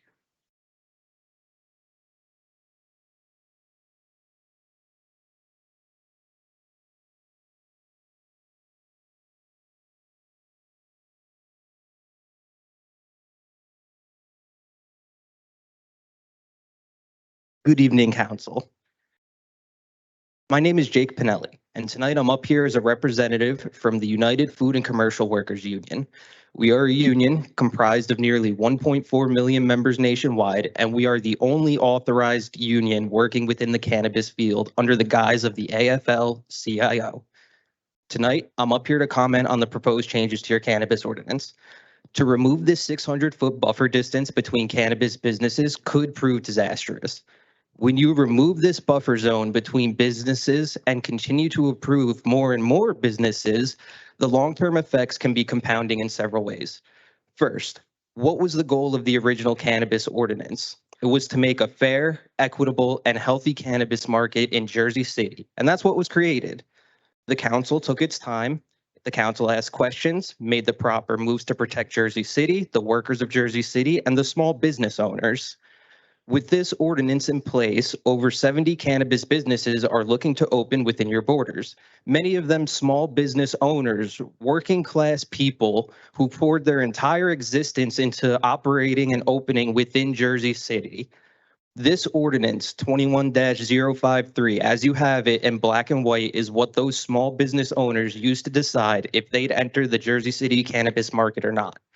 This proposed change now eliminates their buffer zone from another dispensary that could very well be owned by an out-of-state operator with almost near unlimited funding. And that funding will allow them to undercut and eliminate these small businesses you originally sought out to protect. Now, what happens after that? The workers get hurt. The citizens of Jersey City who have spent their time getting jobs within the cannabis industry, jobs they couldn't get before, jobs that they always dreamed about, those are the people of Jersey City who are going to be harmed. Those workers are going to be caught in a race to the bottom. Dispensaries will be in artificial competition with one another, which will decrease cannabis prices to such a point that the market will be unsustainable. When this happens, you get an oversaturated market. The UFCW has seen in other states what happens when an oversaturated market comes about. The first people who are always harmed are the workers.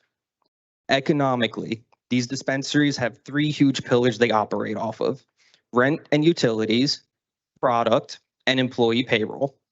In Oklahoma, a market with similar rules to the proposed changes to 21-053, the UFCW has seen employers paying their workers in cheap weed because they can't afford to actually pay them anymore. They're not making any money.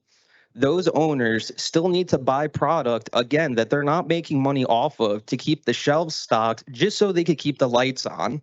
But then those workers fall behind and are forgotten about. When Thanks, that Jake. happens in Jersey City. Jake, your time is up, sorry. Right on. All right, so this proposed change, you will see a market with a much tighter Your time is up. Your time is up. Time is up, Jake. Business operators are hemorrhaging Jake. money just to open. I Jake. urge you to follow the ordinance as written, as you Thank you. studied it. Thank you.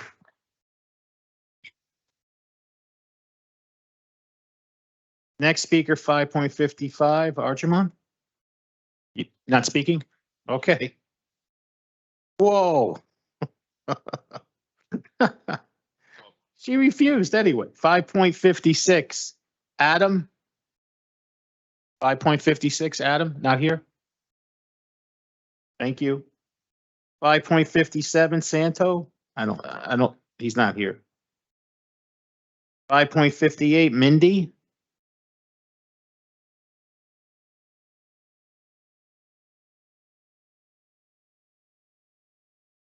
Hello, Council President and Council. My name is Dr. Mindy Oak. I am the owner of Cushmart Jersey. First, thank you for considering our application for a resolution of support this evening. We submitted a Class 5 application to Jersey City in May 2022, more than 18 months ago. It has been a difficult journey. We have done everything the city has requested and did it properly, but because of our competitor, our application has been delayed due to the distance issue. When we first filed our application, I was not aware of his location. Only at CCB did I find out he was across the street. And at that time, there was no way of knowing who was applying for what location. We both got approved at CCB the same night. Somehow he happened to breeze through to the end, even though he wasn't a New Jersey resident, but he was able to add a resident midway. They filed lawsuit after lawsuit to delay us, and it worked to his advantage. We got tabled or pulled 4 times in front of council. All I ask is that the council give me the same consideration as the other applicants that were passed and located less than 600 feet. Thank you, and I appreciate your support. Thank you. Thank you. Thank you. Tina. Tina. Next speaker, 5.59, Kayla, I believe she left. Okay, thank you. Next, 5.60, Sharon? Sharon? Okay.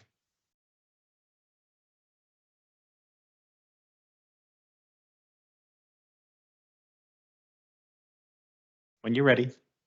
Do I sworn in or is it just? No, you can just speak. Thank you. First, I'd like to thank Councilwoman Mira and Councilman Bogiano for standing by community last night as our elected officials. Thank you, all of you, for the opportunity to speak. I'm here because of Planning Board last night, rehearing the case of 124 Glenwood and changing their previous 725 vote from a 4-2 denial to a 5-1 approval on an application that we all stood together, community and council and County Commissioner O'Day, to say was inappropriate. This was tragic for what's left of our architecture on the block, which is historic and what we are trying to preserve. And it's even worse for the Black history and the women's history, even white man's history, that this allows to wash away, be demolished and forgotten. We can't unknow our history. Now that we know it, it is our civil duty to preserve and respect it. What happened last night at planning acknowledged a flaw or, quote, a failure in the system, end quote, as Chairman Langston said on 725, a flaw in what is just and reasonable. A board that was pressured from an outside bad actor of a developer, they're not all bad, this one is, and said they wanted to help the community, the board said, but they can't. Well, I'm here because apparently I enjoy a challenge. And I don't take status quo for an answer or play the victim or complain but not act. We can act and I need your help now. Please get the planning board to again reconsider their vote. As ludicrous as it sounds, it was just done. And stand by their original vote, not sway in fear and not say it's a failure of the HP or the zoning or confusion of what we can do, or say we had to avoid, quote, costly litigation. Since when is avoiding litigation or money the way it works over what is right for the people? That's not what our city and our nation are about. That's what nations like my father's in Iran are about, or Russia, or many other places without freedom, where people have no choice but to yield and cower to fear. Please help work and take ownership of this issue. I'm just one invested resident doing my absolute best. I'm not trying to fight City Hall. I'm building bridges and I'm working with my community and the city for the collective good. to tell us last night that there are too many broken spokes or disjointed parts of the wheel is not good enough. When you and me, we are trying so hard to fix things responsibly. I've been reaching out to council and planning and had many meetings over the last 7 months with my neighbors regarding inappropriate zoning and overlooked history on my block, including that of a single-family house on a small waste street, 124 Glenwood, being zoned as R3 since at least 2001. Asking for a change or mistake rule, a CMR, to the zoning and for community to be part of the dialogue. I've been asking for a written resolution date from planning 725 vote for Thank 3 you. months. Your time is up, sorry. Thank you. Our next speaker, 5.61, Melissa.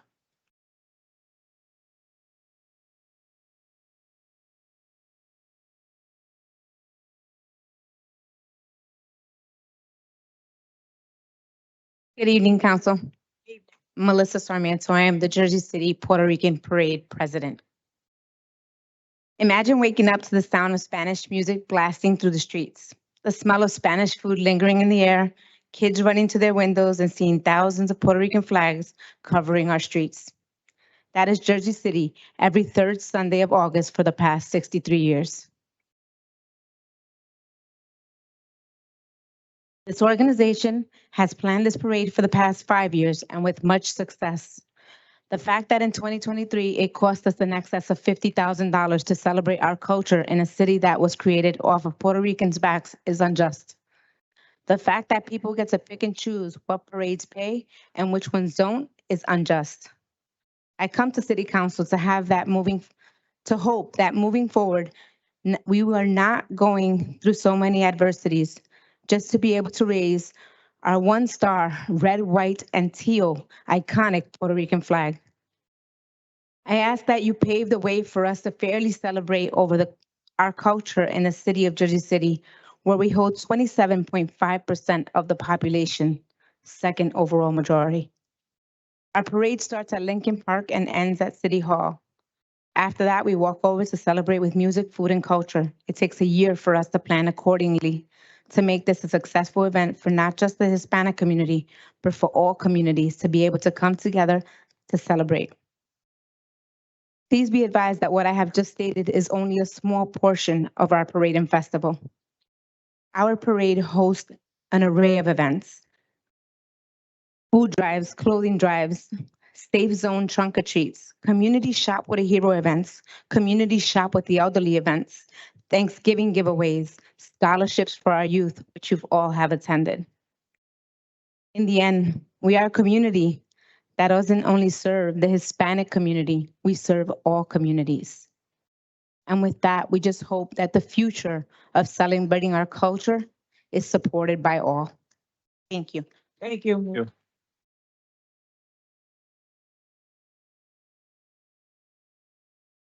Our last speaker is 5.62, Charlene, but I believe she left. That will complete our public speakers Sean, tonight. Yes, Sean, let me just say a couple of words here sure. as the only Puerto Rican elected official up here. This year, our public safety department treated our community like crap. And I did not appreciate that. You know, the fact that they encumbered these fees that they did, I mean, it was sad to see fees go up even 20-fold. So I am going to make it my business, and I hope that my council colleagues will hear me out on this. I'm going to make it my business to make sure that next year, the city of Jersey City sponsors that parade.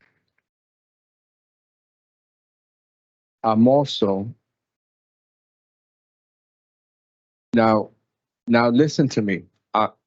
This is not a guarantee.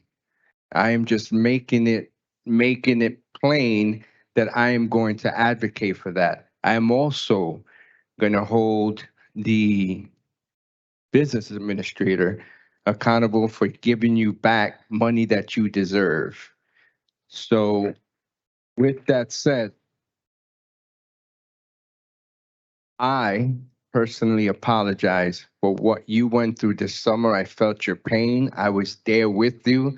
The fundraising drives were real. The Puerto Rican community came out strong. We made it happen despite the fact that they wanted this parade to be stopped.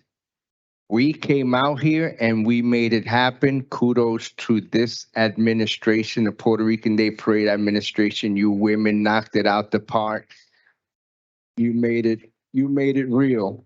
To everybody that came out to support, the parade spoke for itself. Thousands and thousands and thousands of Puerto Ricans came out to celebrate our culture, and they saw that this ethnicity you can't mess around with. So I thank you so much. Thank you so much. That's it.